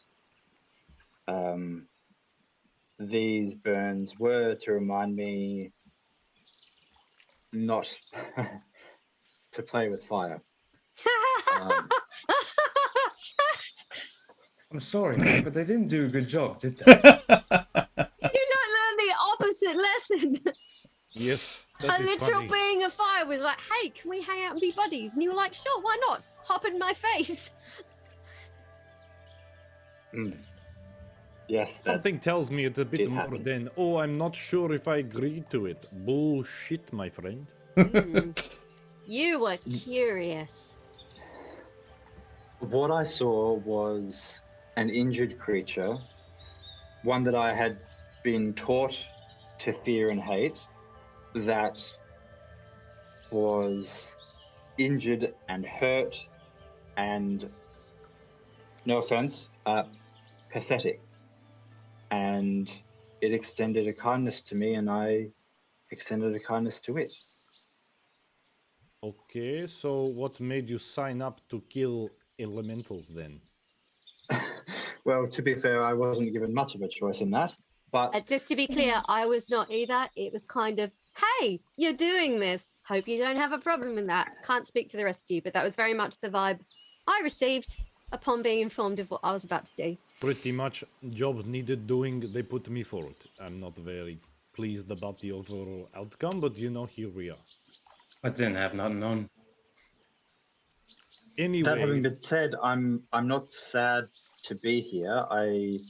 Like I said, I think that fire is incredibly useful, as are all the elements, but too much and too aggressive is a bad thing, and that's what I'm here to stop. I want us to think- coexist. I Not think to be burnt to a rather like the nodes below us. Balance can create something good from two separate things that could be problematic. This could be a place where elementals kind of cross into our plane and cause havoc, but instead, we've got a lovely hot bath. But Just a thought. all I know Balance is even if you try to make the balance, you could push it one way out of your hands. This power is more powerful than you, I would say. Therefore, you are not in control. It is in control. Okay? There's a saying. It says, do not start a fire you cannot quench. So if you cannot stop it, then we are lost. I agree. This is something that I am still trying to learn about. There is Who a knows reason this? why it hasn't come out until now. Who knows this? Who knows that you have the thing inside your face? Havel? Who is reasonably well known, he's quite well known. He is the master of the tenders in Alderheart. He's an important enough guy that you'd have heard of him. Yes. And us now. Kesh, I'd like to point out, Kesh has met someone else with a superficially similar relationship to a fiery entity. Oh no. But, and you know what happened to that person because Trish told you the deal. And there is some very obvious superficial similarities between those two situations. However, there was the one element, and I think you probably would have shared the story of how Helvig got his powers. So Kesh travelled with Helvig and the gang for a couple of days. And I imagine campfire stories. I think Kesh is probably at least in the know a bit. A, about what happened to Helvig, but B, about how Helvig came about his powers in the first place. And no mention is ever made of permission.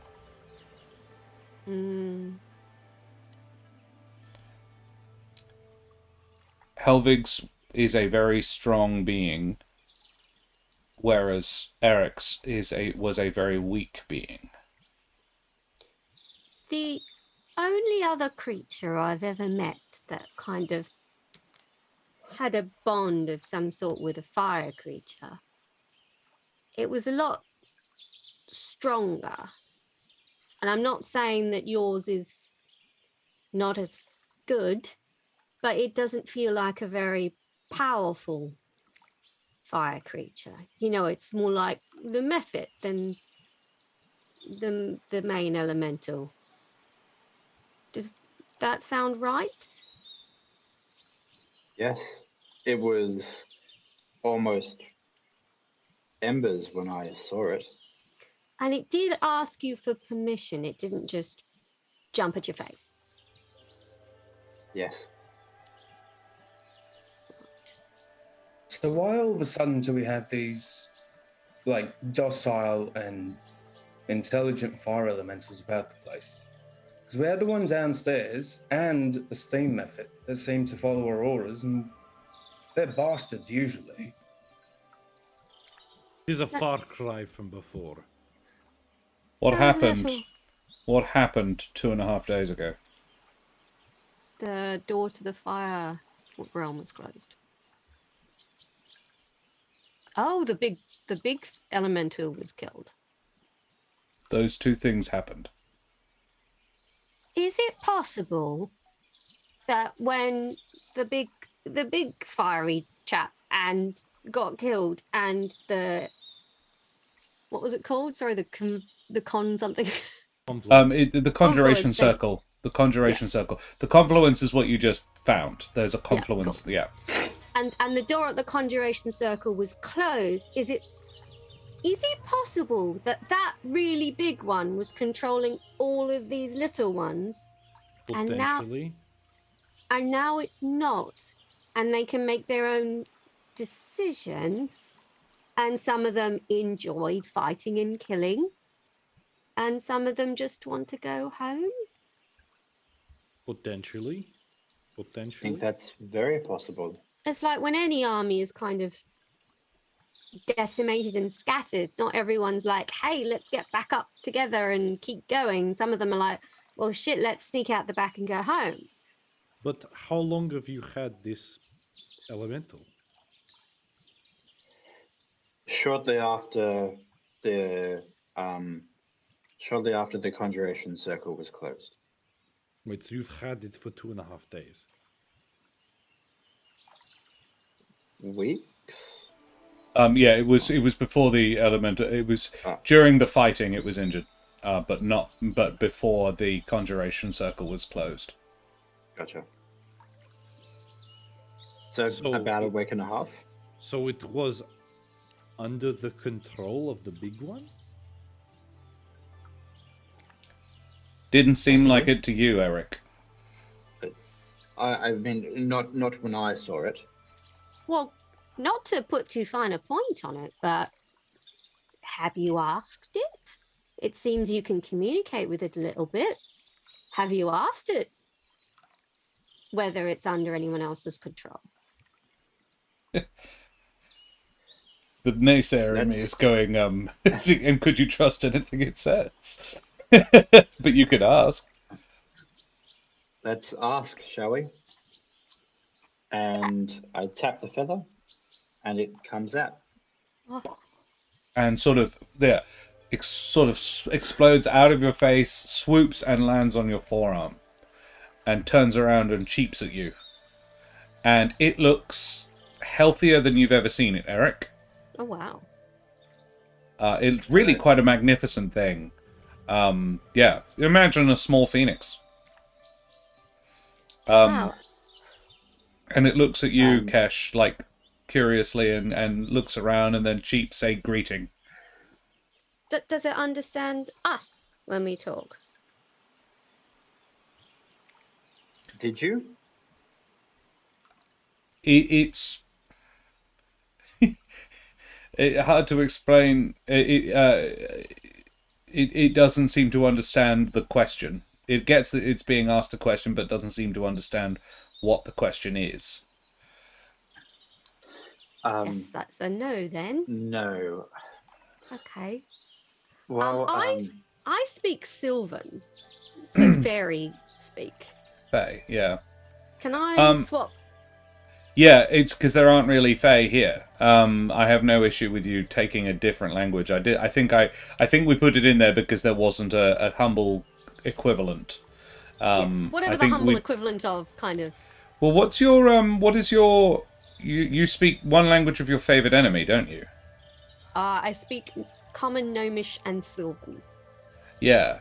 Gnomes are not a thing in the Humblewood, and neither is Sylvan. Sylvan would be sort of an approaching the language of... yeah, I'm happy for you to trade one of them out for a form of primordial, because you're actually a specialist hunter of elementals. That's your whole thing.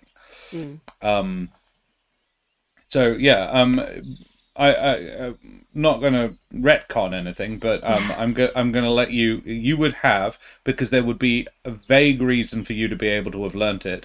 I will say that you have the same thing as the bird guys do. You have Orin.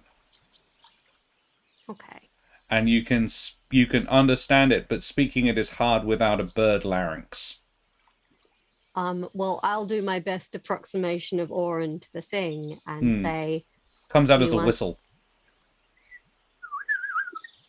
Basically, do you understand this language? And it tilts its head, and you get a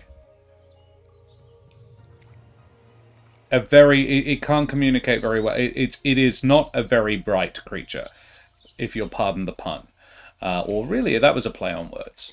But it does seem to understand that. And you basically you get the vibe of confirmation. Okay, I think that was a yes. Let's try another simple question. Are you a spy? I was going to go with less confrontational, It but similar. it is confused. Do you work for anybody? Um, Are you controlled by somebody else? it to the work question, you get a don't like that. But it does look at Eric.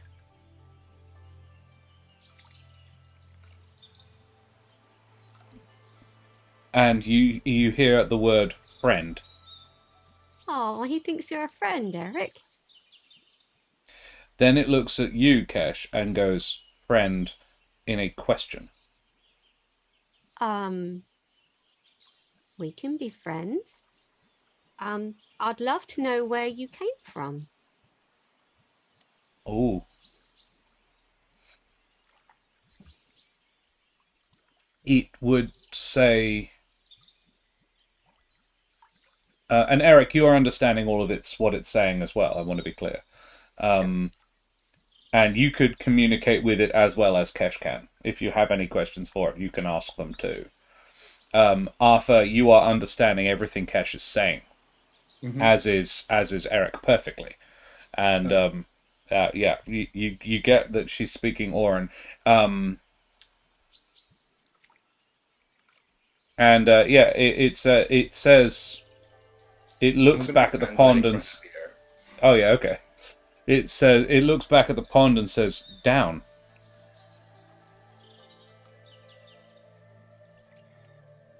Did you come from the node?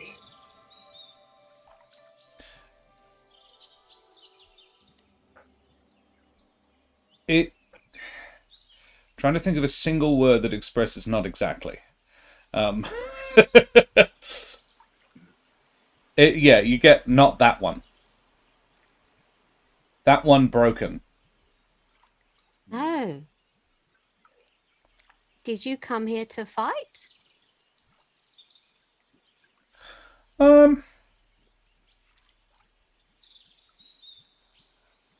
You get anger and frustration. It's probably the most complicated response it's capable of, and the most complicated response you've heard from it. You get a wave of irritation and frustration and aggression, but not to you, not towards you. Like it didn't like what it came here to do. Did you have a choice? It doesn't understand what Arthur says, unfortunately. Were you forced here against your will? Yes. Confirmation. Do you want to leave? And then it looks back at you and says, friend.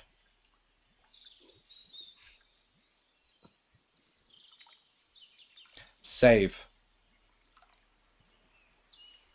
Oh, you saved it. It was going to die. And then it says, can't. Why not? Stuck. Friend. So if you make a friend, you're stuck? Friend. Okay. It's even less capable of speech than Tig Serum. I think that and it's in front of my face at this point, eye to eye. I think that we can protect each other.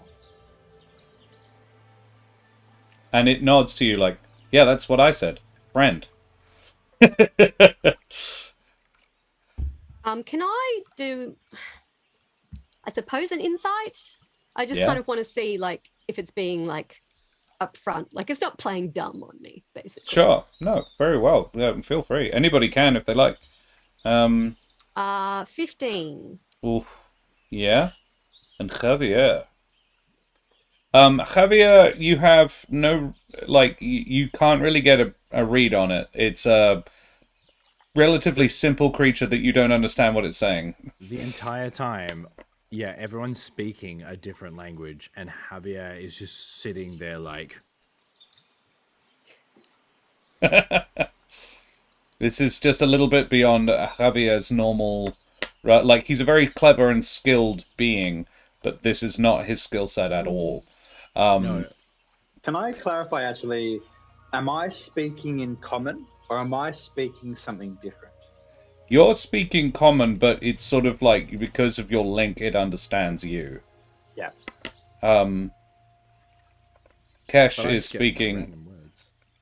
Yeah, you're getting the occasional word. Anything that has sort of vague pretensions to mortality, you understand. I'm Vaguely. looking around. I'm making sure no one's watching us. That's what I'm doing. That's fair enough. Yeah. Kesh, you don't think it's being deceitful. You don't think it's really capable of it. If it is, it's very, very good at it. It does occur to you it could be lying. If it was brought here by a powerful force, then that powerful force could still be exerting force over it. If it was, you probably wouldn't be able to tell, but you don't think it would be lying. Are you connected to anyone or anything other than me? Not now. Could you be in the future?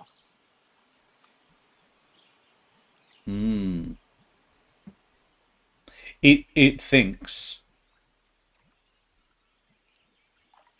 and then shakes its head and says, "Friend." Like, it thinks about it, and it's like, friend. You get the vibe that it can't think of its forward planning abilities are not that good, and it couldn't really, like, it can't envisage a situation where it could be doing that. Whether or not it is correct in this, you don't know, but it doesn't seem to think so, and it seems content with the situation at hand. Look, I know we're probably dealing with something that's kind of beyond what we've previously experienced, but I don't think it's a danger. I think it's a simple creature that found a way to preserve itself in a world it wasn't supposed to be in. If that makes sense. Like, I don't think it's so. It doesn't feel like it's capable of coming up with lies. It doesn't seem that complicated. I think like any kind of fire, it has the potential to be dangerous, but as long as we or I keep it under control, then I think it can be of benefit to us. Because I know I don't want you to think, Javier, that I don't take your concerns seriously. Oh, I'm walking around, so I'm doing things. I'm not part of this. Oh, okay. Well, I know Javier's concerned, and like he has a right to be, but I think we have to approach this with the sense that we don't really understand what we're dealing with. And I hate those words. I don't like saying them.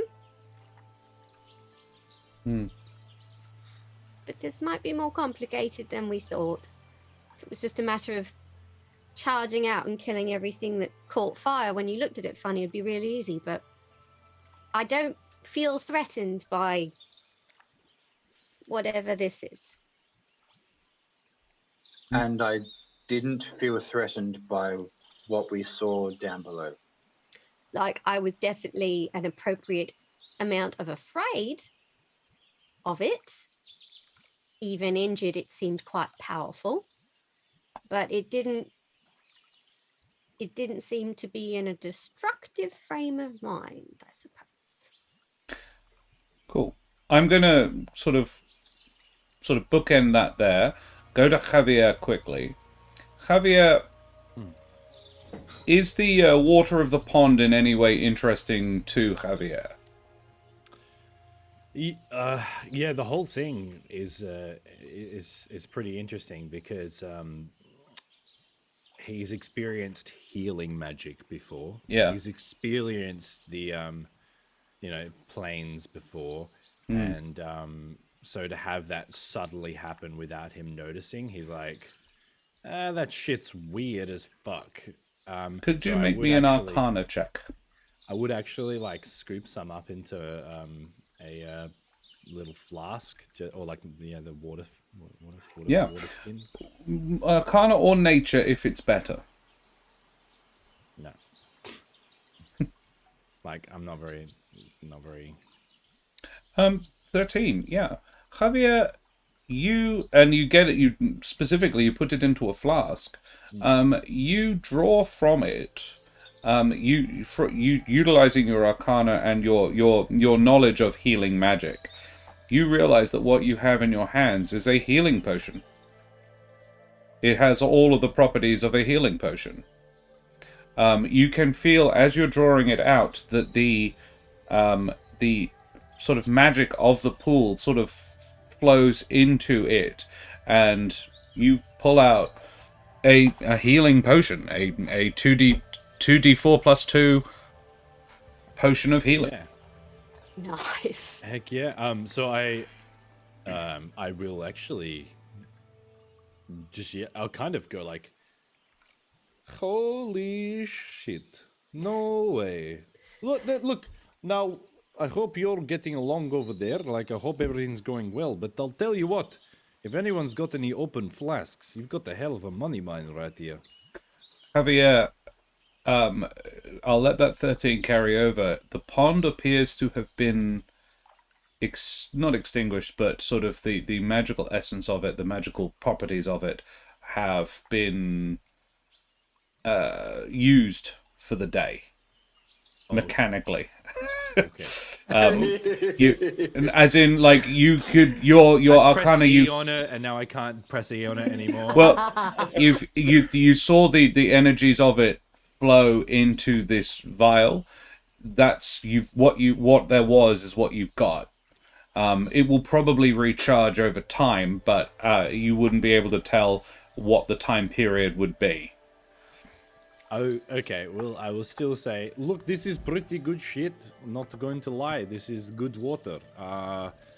Don't know what that means for us, but now we have a bit more to help us along our way. Never mind. Continue on. It tastes like, like after the bath is finished and you've, like, done everything, and it's a bit yes, gritty. Delphine's bathwater. Yes. Yeah, yes, I'm impartial to a I don't know, like a Gordon Ramsay.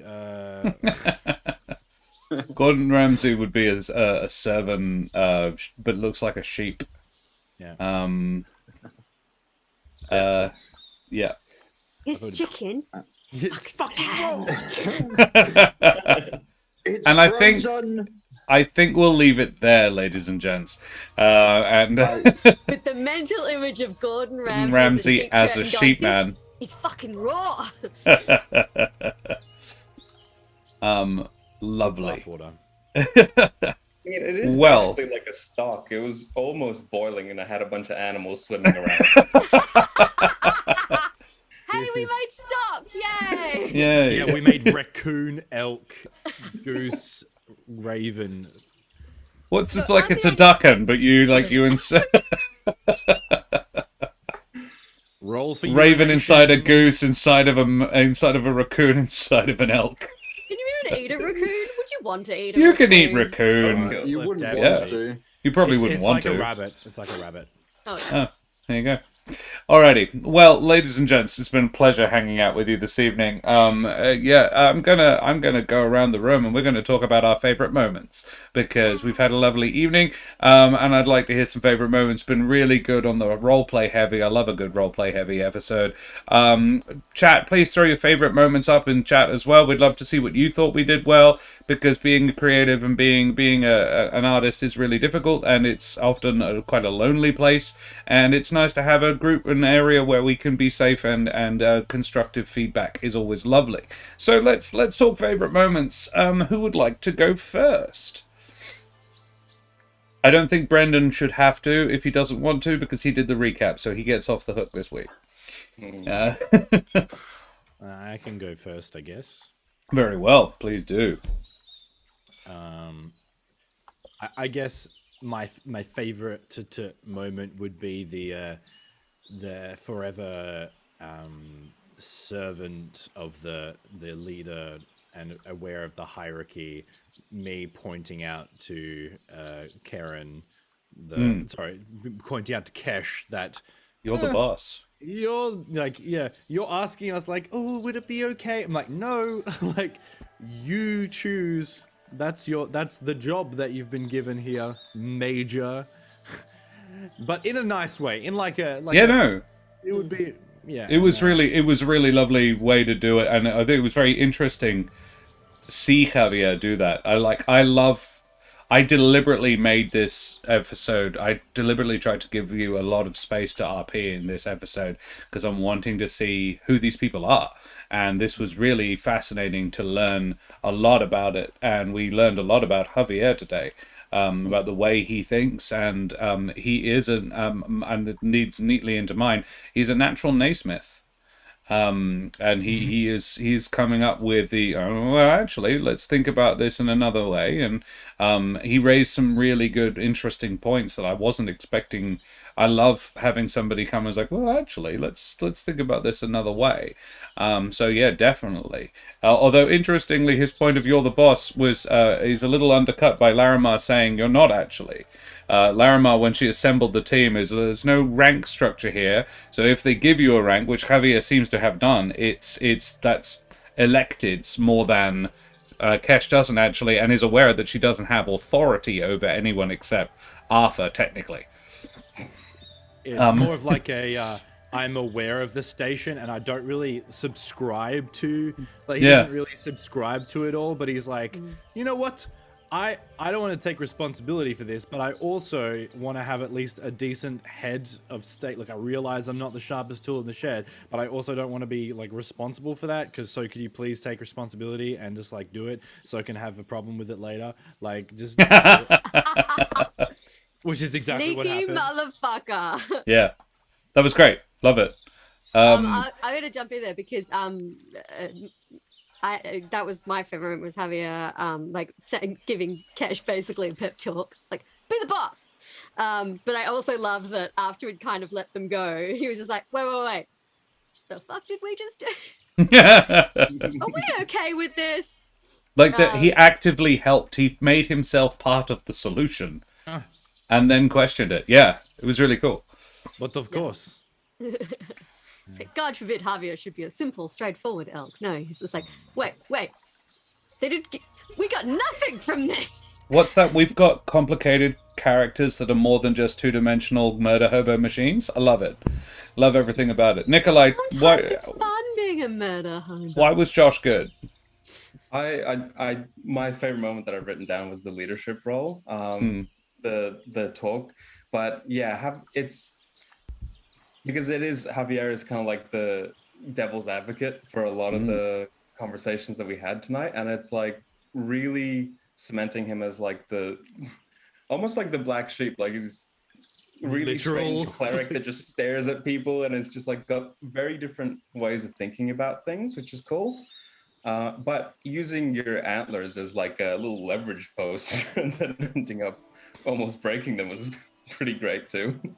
Look, I found out that they grow about like sometimes at an inch a day, so I'm not actually like that. Oh wow! Yeah, I was like, how fast do they grow back? And it's like, yeah, an inch a day sometimes. That's crazy. It means if you um, sat there long enough, you would see them growing. Oh, Yeah. there's gonna be a time when I'm gonna be like, I break off one of the sharp bits and yeah. Oh yeah, it's Save coming. it for a big bad, but yeah, absolutely. Brendan, what do you reckon? The obvious thing for me was the conflict. As Rachel mentioned in chat, I love conflict. As a storyteller, that's one of the big impetuses for stories, and gave a lot of room for both of us to explore our characters in a way that I don't think we had a chance to up to this point. Yeah. So that was really great. But there was also a specific line that Javier said, which was very serious, but for some reason just made me laugh. But was like really pointed. It was when you said, "Kesh, she knows your name." Oh, yeah. She knows Javier's too and can pronounce it very well. Yes. Yeah. A lot of things kind of like ticked over after it all like had been done. Mm. And I'll give you Wait, this can I as ask, well. Did they tick over afterwards for you or for Javier? For me, for me, I was like, we need to do something. Like we're talking a lot about doing something. We need to do something. Yeah. Javier was kind of in the same mind, but he was like, I kind of like don't trust this thing that is happening because I just found out that there is an elemental in this person as well, and there's a lot that can go wrong right now, and I just kind of want to stop. So, like once the danger had gone, he's like, unacceptable. Like what the fuck? Yeah. Hey, but props to him for keeping it in until we weren't about to die a fiery, horrible death. Yeah, I would also give you that, like, given that was his thought process, he would know, and particularly on the focus on the it knows your name, he would, because his expertise is also in extraplanar being, or he has some facility, some knowledge of extraplanar beings, but they're the up and down, not the outwards kind of planes. Although I've explained it on the other channel as it's not so much of a sort of up and down, a good and bad, and side to side are also opposed, but only to each other. The elemental planes are also opposed to the gods and the demons as well. The demons would view the elementals as just as bad as the gods, sort of thing. But you would be aware that demonic entities, particularly the name. Knowing the real name of a fiend is a very powerful thing, and similarly, having a fiend know your real name is also potentially particularly bad. So yeah, making that leap to elementals, you don't know very much about elementals, but wouldn't be that far for Javier to go and think, oh, that's not a good idea, actually. Whether or not he's correct. He's just like, I was just like, somebody's introducing themselves? Yeah, sure. Yeah, here's my name. And I'm just like, wait. Might not be good. But he doesn't necessarily know that. It's just a leap of logic. I'm fighting for grasping at straws as to why we shouldn't do it. But yeah, no, it was good. Alrighty, let's talk about somebody else because Josh did very good. Who else did good? You all did very good. I really enjoyed Eric's reveal of the little fire demon in his head. Yeah. His only warning was like, don't judge me too much. Not, hey, a fire element is going to emerge from my fucking head. Just Maybe FYI. brace yourself for that. He was just like really playing it down, and then just boom, fire bird. Yeah. This was a big one for Eric as well. So-and-so. It was a big one. Rachel agrees. Loved seeing Eric get a bit defensive about his fire buddy. He's so calm and collected usually. It was interesting to see him rattled. Yeah, absolutely. Agreed. It's almost like around the fire as well, Eric was more emotional than usual. Like he was getting like angry at some points. And like as the DM, like having the the familiar also mimic that emotion was a nice little addition too. Absolutely. I saw then partially why like Javier was challenging him and going like, look, like I've already seen you interact with other people. I know that you're not, and I'm insightful as fuck. Like I know that you're not evil. So like, what are you getting out of this? Like how are you connected in this way? And then you're like, I don't know. And he's like, and then you were just like, no, I like, fuck you, Javier. Like you elk-headed motherfucker. Like I'm trying to save these things. I don't know what you're doing, but like, and I'm like, respect. My favorite Eric moment was the story of how he met his elemental. Oh, that was cute. That was cute. It was really gorgeous. This was only come up with sort of this afternoon, and I know this because I mentioned to Brendan that I wanted to bring the elemental in. This was not how I planned to do it as well, which is cool. Because Brendan responded, I also planning to do that today. And I was like, that's cool. And I said, be free with it. I'm not going to tell you what to do. And I loved it. And we sort of came together and figured out exactly what it was. But Brendan brought so much more detail to it and so much more life to the bare bones that we worked out between us. That I absolutely adored. It was a really, really lovely scene. I had a very strong mental image of how it all worked. Okay. Brendan, what do you think you did well? Everything. Valid. That scene. I've had ideas about that origin for a few weeks. Today was the first time that I'd kind of put it into words, but even then, a lot of that story was mostly ad-libbed. But I could see the imagery of it as I was sharing it, which was very cool for me.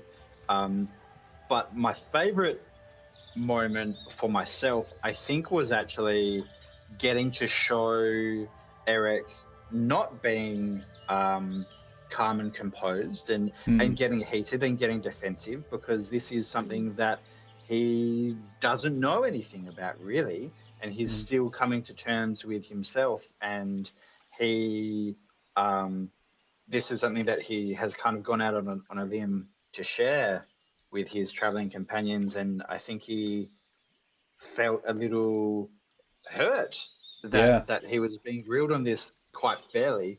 But yeah, I really liked getting to show that side of him, or him in a different emotional state. Yeah. Cool. Anybody else? Nikolai, do you have anything to add? Yeah, just the different portrayal of emotion is especially I don't know if it was a personal choice to do it around the fire or not because of Eric's link to it, but that was really cool.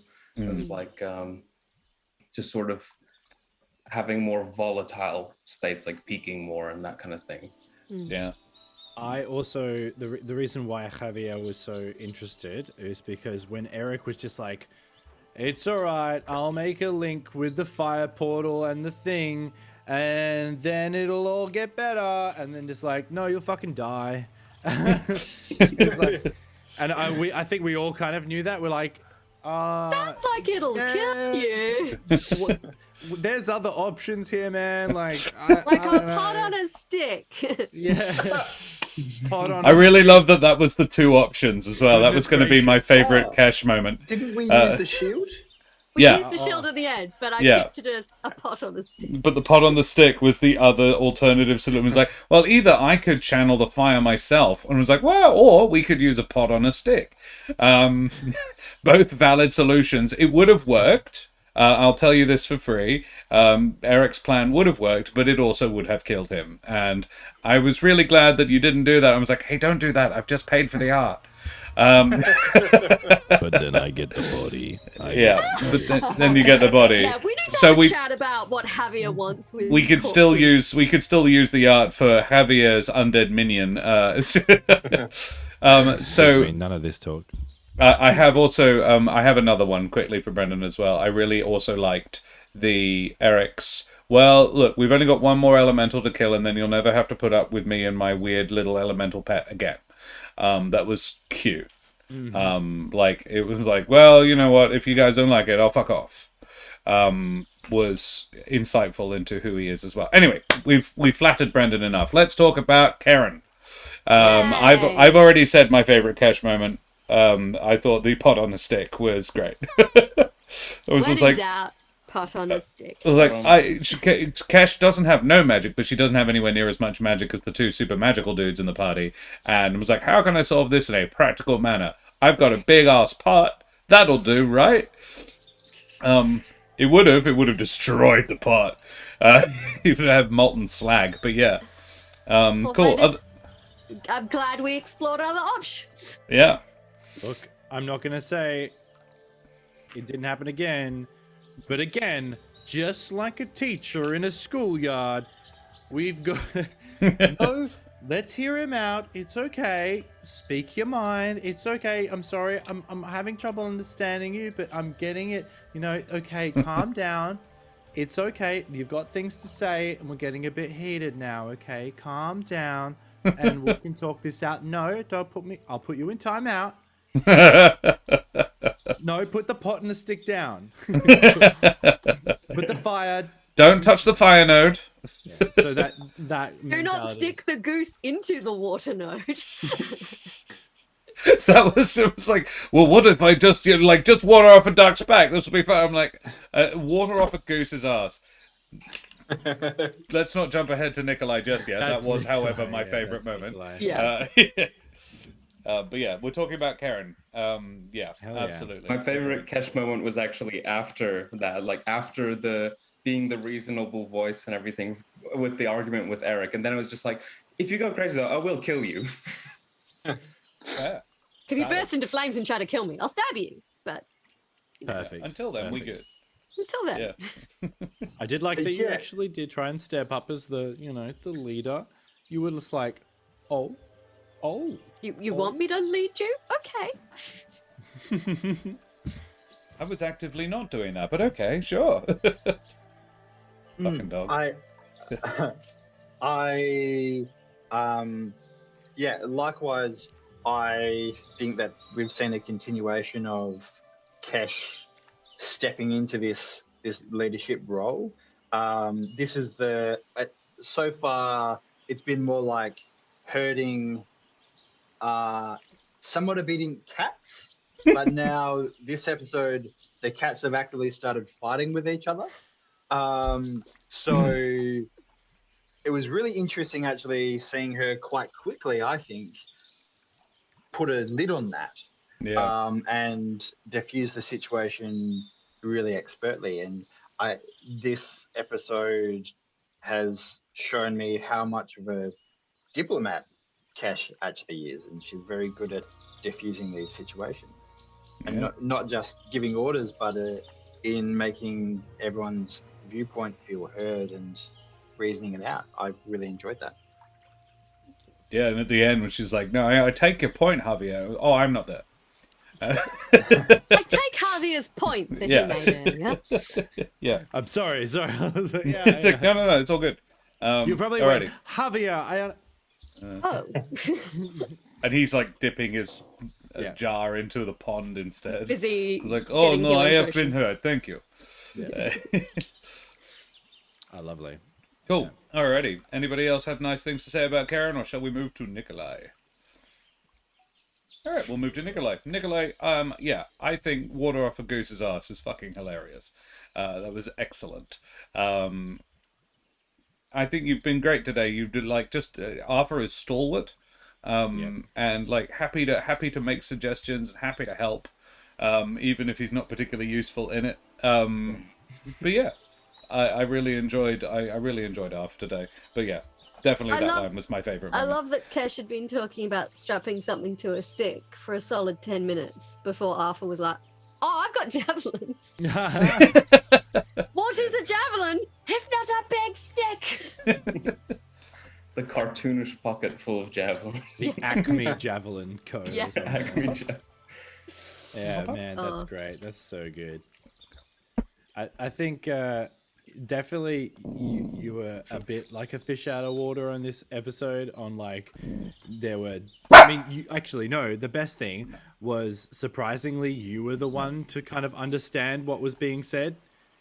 Yes. Like we're all like really trying to, well, I'm just kind of like I have no fucking idea, but they two, the people who would seem to be like the two front men were just like and you're just like, yeah, I think I'm pretty sure that's the name. I'm pretty sure that they're just introducing themselves. The idiot savant behind the lines. Yeah, like the old architects, like, what could this mean? Yes, if I decipher this, yes, this is, it's just on the tip of my tongue. Look, I think it could mean violence, death. And you're like, I'm pretty sure that's, yeah, hello. Like, my name is. Yeah, my name is what? My name is Slim Shady. Yeah. I Millennials. who needs them? Certainly not the housing economy. I think you'll find we're all Avocados. millennials. Avocados need them. Think of the avocado. Yeah. I actually think that Eric felt a bit closer to Arthur today after that last conversation. It was Arthur that kind of prompted that explosive response of, well, I'll just leave then after this, and sulked like a child basically. But Arthur pretty quickly, I think, said, no, that's not what I mean, and you kind of know that's not what I mean. And it felt like he was very empathetic, and did a great deal of trying to understand Eric's viewpoint and to sympathize and empathize, which is something that we hadn't seen yet, of that real deep empathy, which I thought was really interesting about Arthur. Yeah, I think Arthur was not really taking a hard line on anything today, because like Kesh and Arthur are bandits. Arthur was like a legit bandit, and all of a sudden, like, these fire elementals, we figuring out they have free will and their leaders abandon them is not all that different from a bunch of bandits, really, that suddenly have no leaders. So I think Arthur's just being a bit introspective of that, and probably being more empathetic than he's ever been. Yeah. I really love the way that you were playing Arthur, considering he's class-wise a barbarian. This is very atypical for most people who play a barbarian. Though I It's do really enjoy him talking about how a charging goose was just the scariest thing, and this powerful elemental will just run away if a goose charges at her. I'm like, I love that self-confidence. He's just like, oh, I'll make her run away, it's no worries. Mm-hmm. And so Or whatever it's geese do. not really a known thing as you've seen, but Javier hasn't really like healed anyone else or done anything to anyone else except for Arthur. Okay. Gave him an explodey rock as well. Like Yeah. you not as like That was Eric. That was Eric. I Oh, didn't do that. sorry. Yeah, but it's just it's not like a common thing, but it's like I saw that you fought until you went down, and then you got up and like kept going, and I was like, okay, I guess I can like keep this one up. Like I guess this guy can like This he one's can- worth he- it. yeah, this one's worth it. And so like the little protection thing was like, I don't think you need it, but I think I'd like to see this go a bit longer, just in case. That was cool. Yeah. Mm. And also, yeah, sorry, keep going. No, you carry on. I It was a verbal tick. I didn't mean was anything by it. Thinking more like when we were like being the two behind henchmen as well, like posturing. I do imagine just the dichotomy between the two, and like the same position, same kind of like expression, looking at each other. Like yeah. I like to think that Arthur's body is only the same size as Kesh. Like Kesh and Arthur's torsos end at the same point, but Arthur is a good 6-7 inches taller because of the neck. Yeah, it's mostly neck. How tall do you imagine Arthur is? Like if you include neck. With neck, I don't know, like 4 feet maybe. Yeah, all right. So he's not a particularly large guy. He'd be broad. Yeah, he's big in the chest. Yeah, Built like a brick shithouse. And yeah, I'm like 7 foot tall. yeah. And he could easily take you, which is hilarious. Yeah. It's like 1-on-1. Yeah, he'd be a Quite bit small scorched dudes. at the end of it, but yeah, Well, I'll get you in my antlers next. We'll do that. yeah. Oh, man, that's, yes. that's great. I want Javier charging into battle with an angry goose just sitting on top of his head. That is terrifying. And then Javier just from that. stops and Arthur just comes Flies shooting off. up the top and lands Wait, on the wait. bad guy and just starts pecking him. You get like a piece of like elastic rope between the antlers. Yes, so we just slingshot him into Slingshot. battle. I love the idea more and more that we're planning on using Javier mostly as a prop. This is the true evolution of the Gimli dwarf toss. Yeah. Yes. You don't toss a goose. Awesome. All Don't right. tell the others. Just don't tell the others. Oh, sorry, Okay. no, not a word to the L. Okay, Yeah. Gotta remember my Lord of the Rings quotes. I do apologize. It's fine. I do it all the time. Right. Are we on to DM moments? Yeah. I think we we should be then. Go on then. Fantastic. Well, I really love bringing in the moral conflict of like, hey, not all fire elementals are like bad guys. And Hashtag not all fire elementals. You can beat me to it. it's like because the stage was set like, oh, it was like we're in this perfect like circular arena. There's like this like cool little set piece and stuff like that, and it was like it was a role play session, which was really cool, and it really sparked a dialogue in the group as well about what the hell, like, you know, what are we doing? Are we helping these guys, or are we yeah, so I love that. I love DM setting stuff up like that. Thank you. I really enjoyed the description of the nodes meeting. The column of water and fire, and then the steam like pooling around it. That was a really cool mental image. It looked in my head fully sick. So Fully sick. fully sick. Not even partially sick. Fully Not even actually partially sick. It was Fully so sick. sick it had to quarantine for 14 days. Yeah, it really Yeah. did. Yeah. All right. Yeah, I Cool. really enjoyed a lot of your explanations. The healing water was a nice touch, a nice little touch.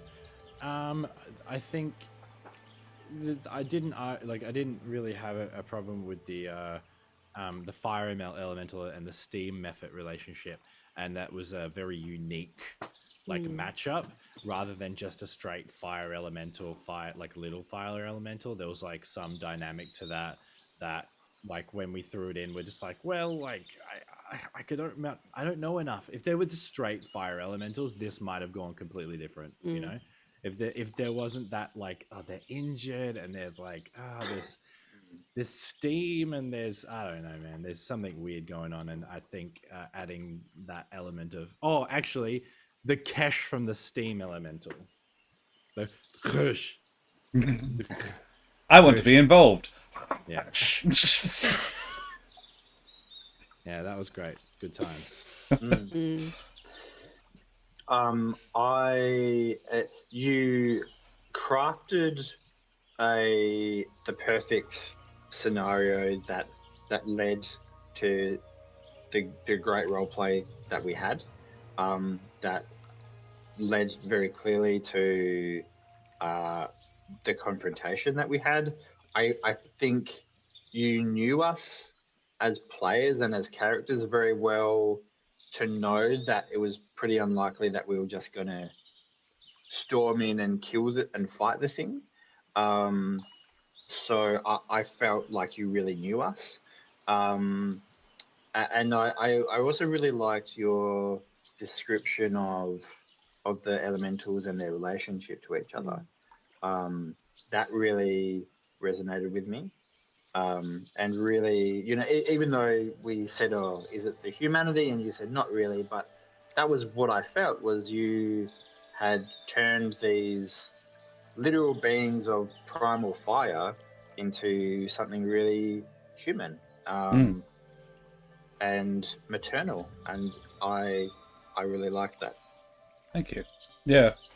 I actually enjoy the whole concept of like creatures that were controlled, kind of having to find their own kind of person after they're not being brainwashed anymore. Yeah. If you previously haven't had autonomy or kind of your own sense of self, what do you do when you suddenly do? Yeah, I my favorite moment. There was a lot. I love lore. I love the lore heavy, and I have very little of it written down. It's all up here, and a lot of it just because it makes sense to me in my head. I don't actually have to know it all. I don't like writing it down would be superfluous. And if I get it out of my head, then I'll have to go find it. Whereas if I know where it is, it's all up here. But my favorite me was when you were sort of spitballing, and when you worked out that the look was the look on all of your faces actually was when I said, "What happened 2.5 days ago?" And when Arthur was sort of spitballing and saying, well, like, why did all of this start happening? And you said just enough that I was like, I'm going to put this out there as their characters all simultaneously, because it's a fairly momentous event. That all four of you would simultaneously go, oh, wait, hang on, what happened 4 days or 2.5 days ago? Crap. And that little lore drop there was really fun to put in there. It was just like, I don't know if they've made this connection themselves yet. I'll just make it for them. Because it wasn't super duper clear. And yeah, that was my favorite me, was that I've really enjoyed linking. That's the end of the story as far as the hit point press and the Deck of Many have done. Making the story go beyond that has been really fun. And weaving it, linking it all together has been, really entertaining, and I've really enjoyed it. Anyway, thank you so much for my favorite moments. I enjoyed the heck out of this session. I love a heavy-duty roleplay sesh.